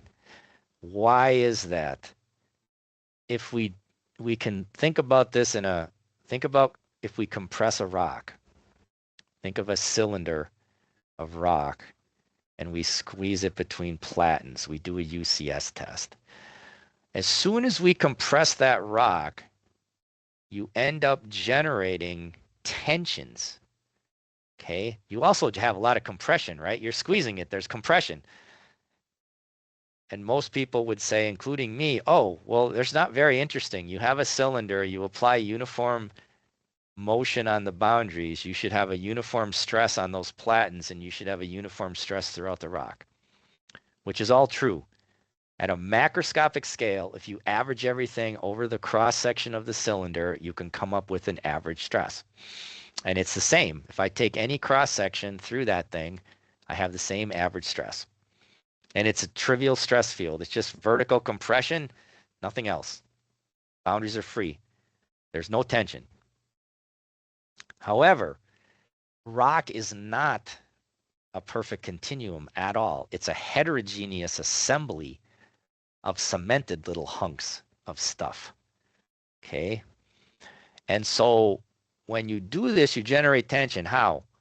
There's all kinds of features that cause tension. Here's an example. Think of this as a big hunk of rock, and inside you have a pore. This is very typical. If you zoom in, even in a granite, if you zoom in enough, there's pores in there. They're very clear in something like a sandstone. So if I take a continuum and I drill a hole into it to represent a pore, and if I squeeze it above and below, well, what happens? This is related to Yun King's question about the force chains. If I squeeze it, let's pretend there's no hole. If there's no hole, the stress from here just flows straight through and everything is uniform and there's no tension. But if I put a hole in here, this stress has to deviate and go around this thing. And think about it like this. I'm squeezing material. Think of a force chain. It's going here and then it has to go outward. And then here it has to go outward. Well, that means it's going to stretch this because as both sides deviate to the right and left, you're causing stretching. And so you get tension above and below the pore. We can quantify this if you do a theory of elasticity analysis of a linear elastic isotropic body with a perfect circular hole. Let's think of the body as just a thin slice.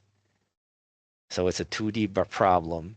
Take a sheet of paper and you squeeze it around a hole. You can solve for the stress field everywhere.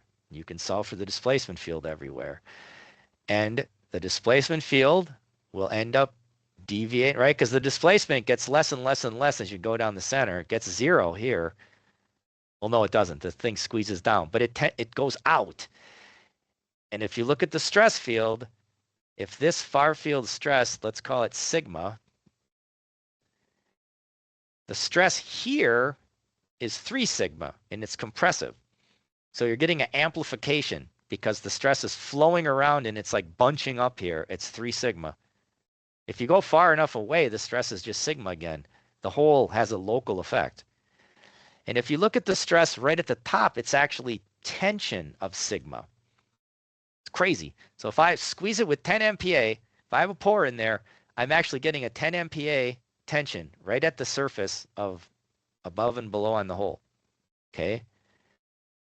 And because rock is super weak in tension, but it's really strong in compression, the first thing that's going to happen is this will just get loaded more in compression. Nothing happens. But here, you're going to get a little crack that's going to want to form right at the hole because this tension effect is very small. By the time you go like 2 or 3 radiuses away, it's back to 0. And the same thing with compression. It's just a local effect, but it's on the scale of the radius of the hole. And so at this scale, there's tension, even though you're squeezing it. Does that make sense?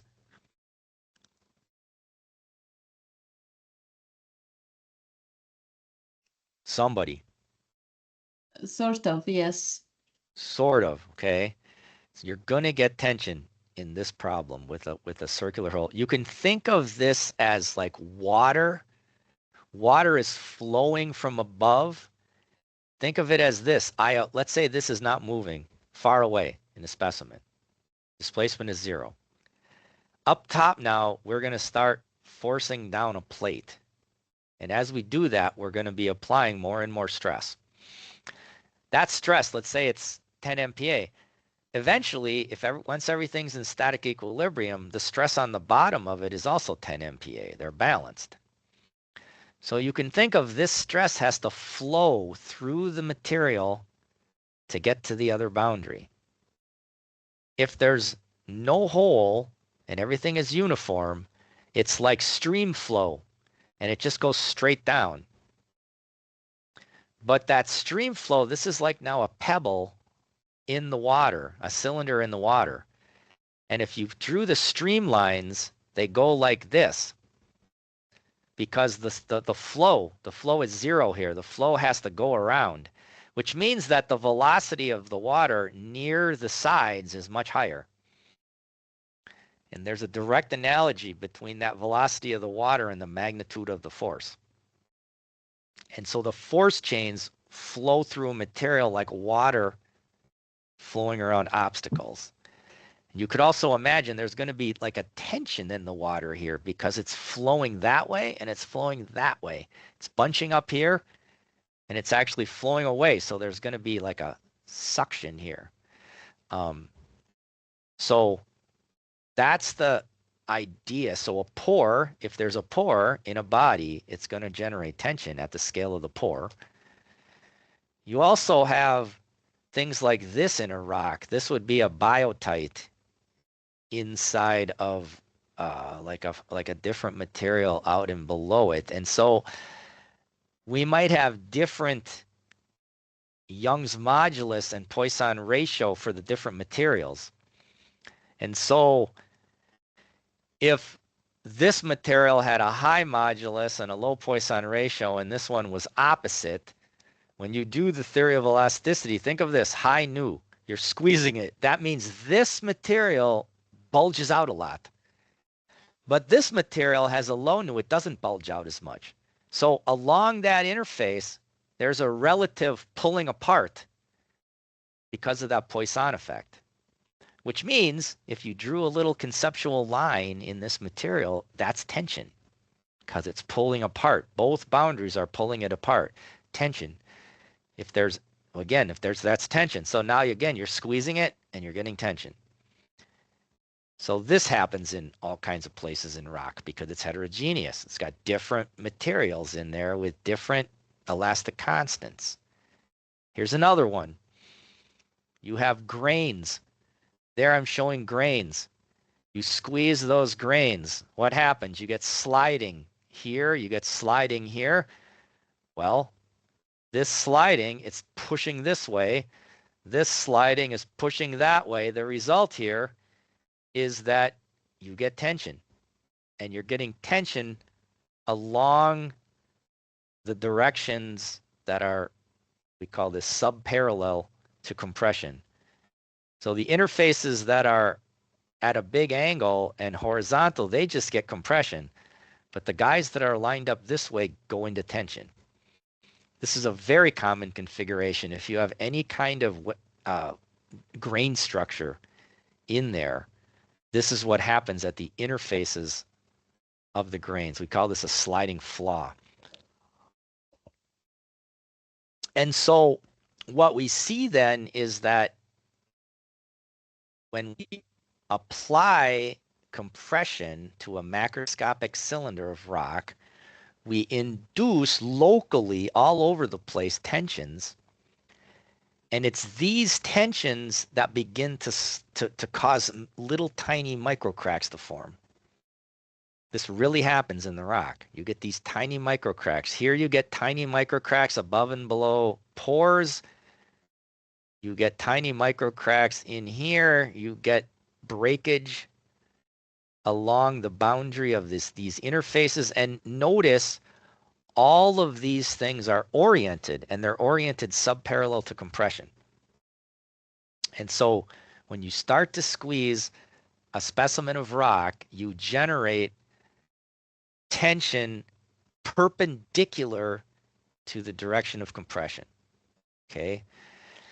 And what happens then is you get these cracks that form, these little tiny cracks. They're all extensional. What I mean by that is the surface of the crack is going apart. You could also have a crack where you have relative shear motion. That's different. In a rock, at the early stages of loading, you're doing this and you're generating tension cracks, and they're aligned. I'm going to call this sigma 1. This doesn't just occur in a specimen.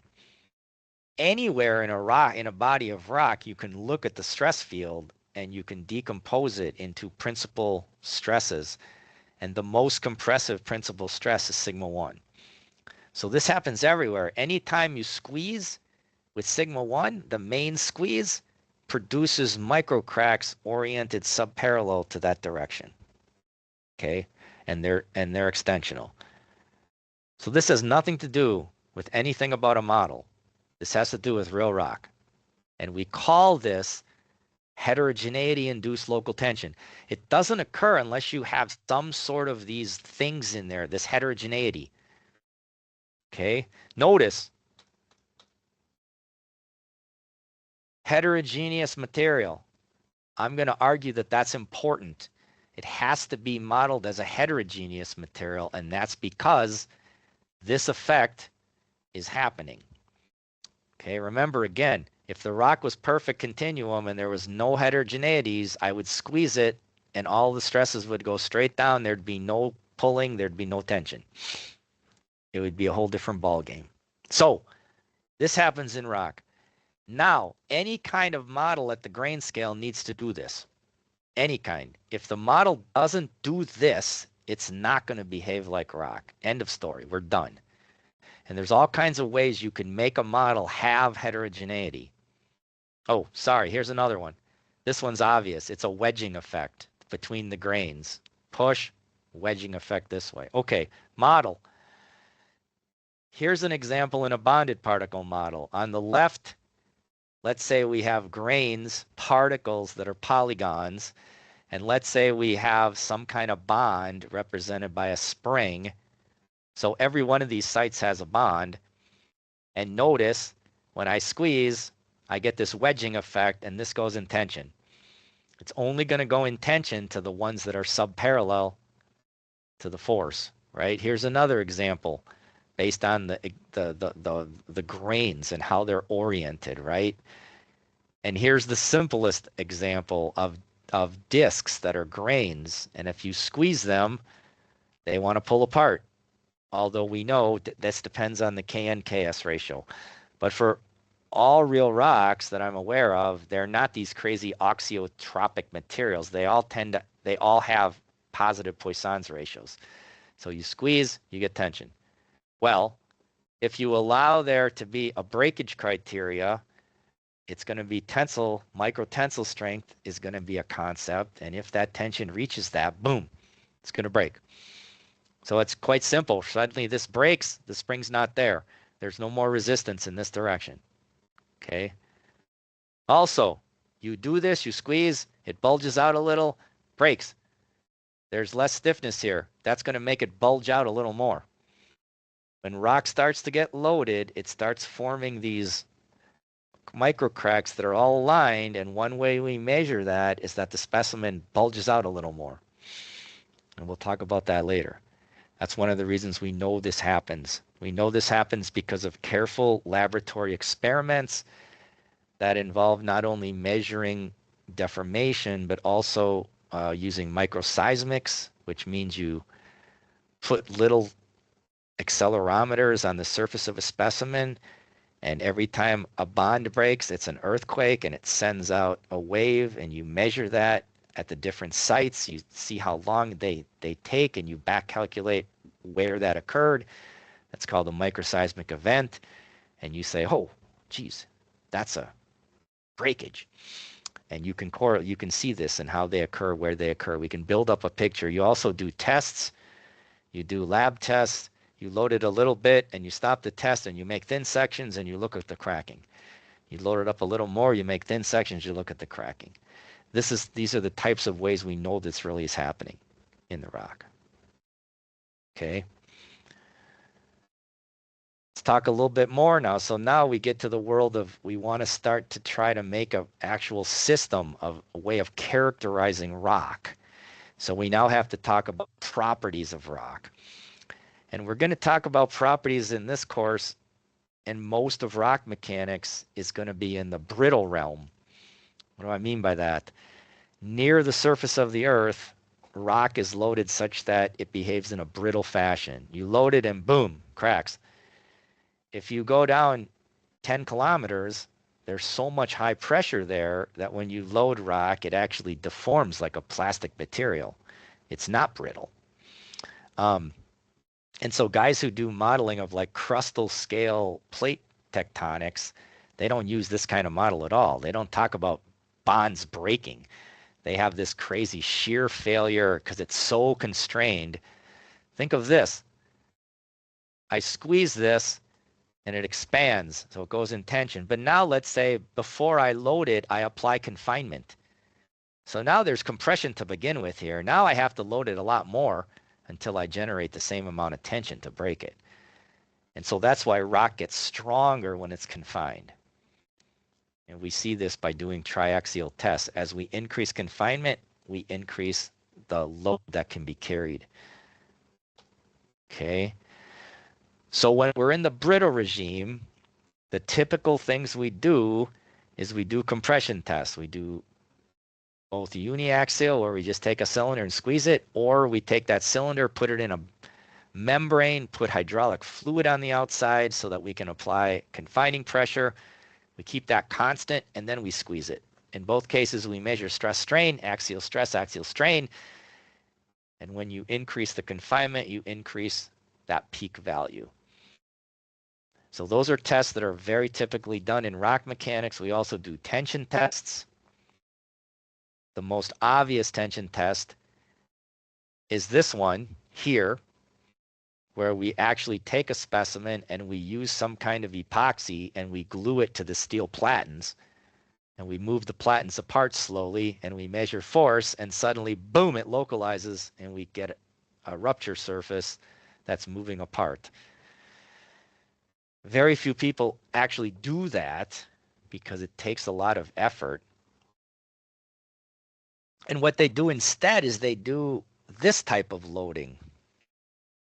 If you take a rock and you squeeze it with no confinement on it, when it fails, it will typically fail with one predominant fracture that's subparallel to the compression, and that's moving apart. They call this failure mode axial splitting. And so this can be related to tensile strength.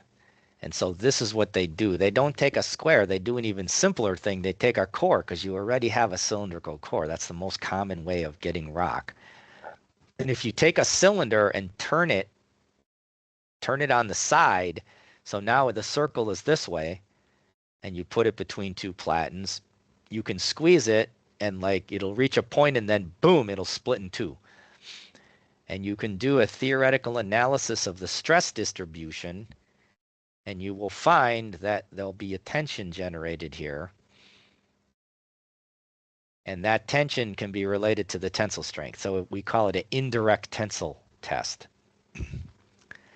In either case, we're measuring what we want to call a tensile strength. Okay. And if you take this specimen of rock, but now you confine it with pressure, it doesn't do this because it can't. If you squeeze it to begin with, the formation of this extension fracture is inhibited. And so instead, eventually it has to fail somehow. So eventually what it does is it forms localized region where one side is moving relative to the other differently. And we call this a shear fracture. It's a whole different mode of failure. But this is what we see. If we do a tension test, we see a localization of typically one fracture surface. It's never perfectly straight. If we squeeze rock with no confinement, we tend to see a few of these. And if we do triaxial tests, we tend to see this like not vertical, this more of an angled failure surface, which we call a shear fracture. So when it reaches the peak of the stress strain curve, this thing has formed. And now it's a different material because now you got this half moving this way, that half moving that way. It's not as strong. So this is the typical test we do in the brittle regime, and the failure that we're talking about here, this is the macro failure where you're getting fractures forming. This is what we observe in the laboratory.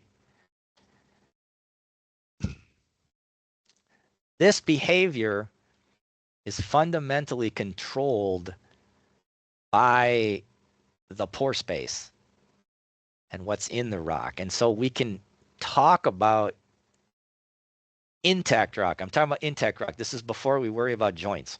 This is a core specimen of the material between the joints. Nice, clean, solid thing. If we talk about intact rock, we can classify it kind of into two main groups based on the arrangement of its microstructure. So we can call it compact or porous. Simple example of porous microstructure is sandstone. Sandstone has a porosity, which is volume of voids over total volume, of anywhere from 10% to 20% typically. And you can see that because these grains don't pack perfectly. There you go, a big gap in there. That's porosity. Something like a marble or a granite has negligible porosity.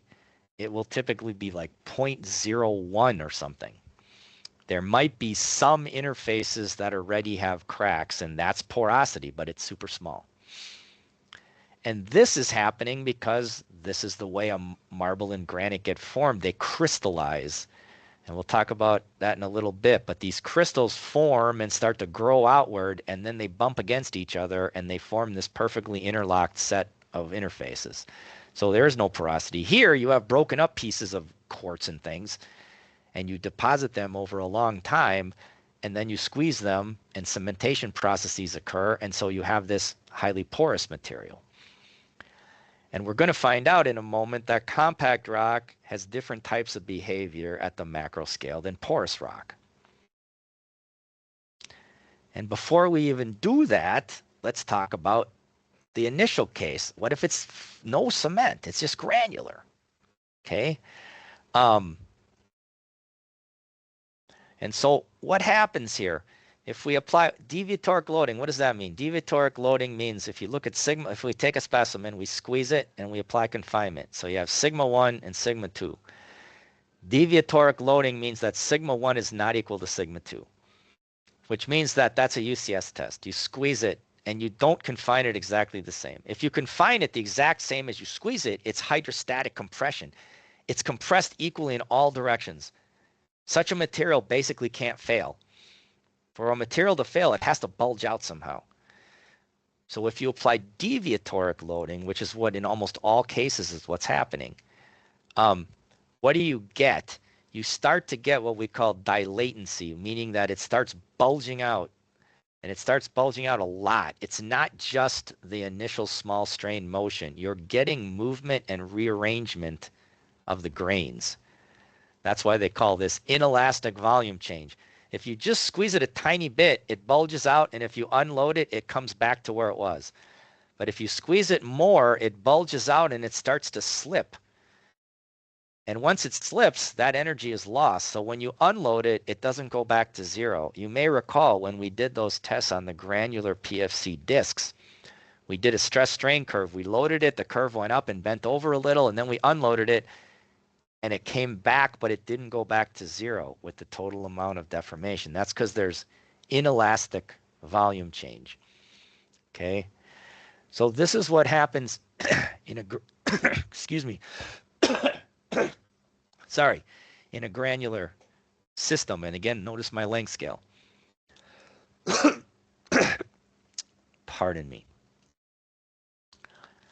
If we instead have a compact rock and we apply deviatoric load, and we again get dilatancy, it bulges out. But it's not because there's rearrangement and stuff. There's actually microcracking. We start breaking interfaces that are aligned mostly parallel to sigma 1. So there's very little change in porosity of a sandstone, of a granite or a marble of a compact rock. Okay, but again, there's dilatancy. We squeeze it, you start getting microcracks. You unload it, it doesn't all recover its strain. It stays bulked out. Okay. Porous rock is freaking crazy complicated. Notice, what do we have? And this is what happens in sandstone, and this is where oil is, and that's why there's an insane amount of research that's been done to characterize sandstones. And so we can talk about two different kinds of load here. Like, even if we just do hydrostatic loading, which means we squeeze it the same everywhere, like take a big cylinder and just squeeze it in all directions, put it in a giant pot of hydraulic fluid and squeeze it. What happens? It'll start squishing together, compactancy, but you can start to get grain crushing. Okay. If you do the deviatoric loading, which means you're just doing like a UCS test, it behaves like a granite. It dilates, it bulks up, and it's because you get microcracks mostly. So that's just like here, compact rock, dilatancy, microcracking. Here, dilatancy, microcracking. Oh, wait. You also, in certain sandstone,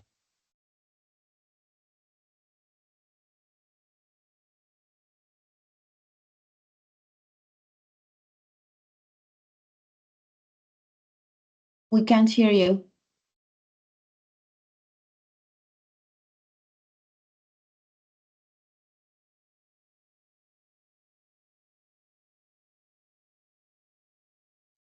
are you guys out there? Yes. Okay. Check this out. There are certain sandstones that exhibit compactancy. What does this mean? Oops, hold on. Did someone get dumped off our admit? Okay, hold on. You and King, give us a shout when you're back online here. Oh, hi, I'm back. Back, good. Check this out. This is crazy. In certain porous rock, you get this thing called compactancy, where actually you squeeze it in like you do a UCS test, and it doesn't just bulk out. It actually gets smaller. We call this shear enhanced compaction. These things were noticed about 25 years ago and figured out. There were what do they call this? Structural geologists. And these guys go all over the world and look at rock formations and try to figure out why they look like they look. And they observe these things they called compaction bands, which means they would look at these things and they would say, oh, tectonically, the sandstone's been compressed, but there would be this line of crushed up material that's perpendicular to the direction of compression. So unlike the dilatancy case where you squeeze it and you get microcracks aligned with compression because of the mechanisms I talked about where you induce tension, here you squeeze it and you get a frickin' looks like this. You squeeze it, but you get this band of crushed material that's in like this. And they call these compaction bands. And they're explained by the fact that for certain microstructures, loosely connected microstructures, you can get this grain crushing just in a local zone. And you can also get these, the pores. Like, here's a pore. If there's enough here's a pore. There's enough rearrangement, that pore collapses. So suddenly you get this localized compaction direction. Okay. So these are the types of things that we see in rock. So again, granular does certain things. This is our last slide. Granular does certain things. Compact rock is well connected, very little porosity. When you squeeze it in UCS, it causes dilation with micro cracks. With sandstone, typically when you squeeze it, it's kind of like that. It dilates, but it can also do more complicated things. And so we can talk about, if you want to, the way people who are rock mechanics scientists explain, they say, why does this occur? What they talk about is what we've been talking about here, that they say the rock is not uniform. It has flaws and heterogeneities. That's what we showed. The pores, an example of a flaw. Flaw, remember the layer. There's a layer of high E and low E. That's a heterogeneity. So you say if rock is made up of flaws and heterogeneities, it starts causing tension. And when you start to damage it, you're getting a localization in this microcracking. It starts localizing into a shear fracture or into a local tensile fracture, right? So they say, oh, the reason we're seeing this is because you have flaws and heterogeneities. And if you want to then use that to develop better constituent models, develop better theoretical ways of describing the rock, you have to have some sort of a model, if you will. They say realistic structural description, right? So you might say, if I want to understand the behavior of a rock, I need to make a material that's a continuum that has a whole bunch of pores, and they're distributed randomly. And if I can model that with a bunch of pores, I can then look at the progression of failure and how these things evolve. And these theoretical guys do that because they can do, with pencil and paper, they can solve the elasticity problem for a distribution of pores. They could also say, oh, let's have a distribution of little micro cracks that are not touching, that are all over the place. And they can solve that elasticity problem. Okay. The problem with that is they can't go very far, because once those microcracks start interacting and the cracks between them, they start growing and touching each other, their theory doesn't work anymore and they can't solve it with pencil and paper. So then they have to have a computational model. And so bonded particle models give you such a thing. Okay. And you could actually even think of them as like a theory. It's a micromechanical theory of this brittle failure process, right? You can do things. You can make these different physical models, right? You can build a bonded system and carve out a bunch of pores. And you can study the effect of pores. And if you do that, and you do that carefully, and you build the pores in the same way that the theoretical model of pores is, you'll get the same answers. But in addition, you can start having these pores collapsing and interacting and everything else. So the key thing is that bottom one. You now have a full-blown micromechanical capability here, and you can look at how the microstructure is affecting the macroscopic behavior. So all of these things are going to be emergent properties of particle models, and you can change these things with the model. And with that, we're going to stop for today. Okay. Tell me, is your mind blown? Are you still following? Is it making sense? It's a good start, definitely. Okay, good. Good. I once had a guy gave this lecture, and the guy sitting next to me sits there, and he was doing some really, really interesting, complicated thing that he had done. And the guy next to me, he gave this like hour-long talk, and the guy next to me says, "Oh my God, my mind is blown." So my goal is not to blow your mind. That's why we're doing this in a very systematic and slow fashion. So with this, we will call the lecture to an end. We will continue next week.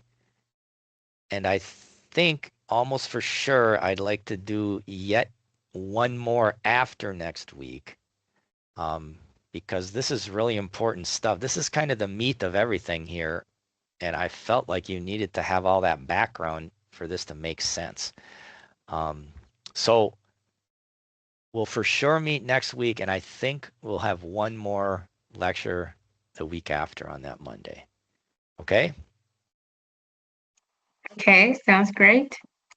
Good. Yes, thank Now I you. want you guys in China to go and like not drink any more coffee and just go to sleep.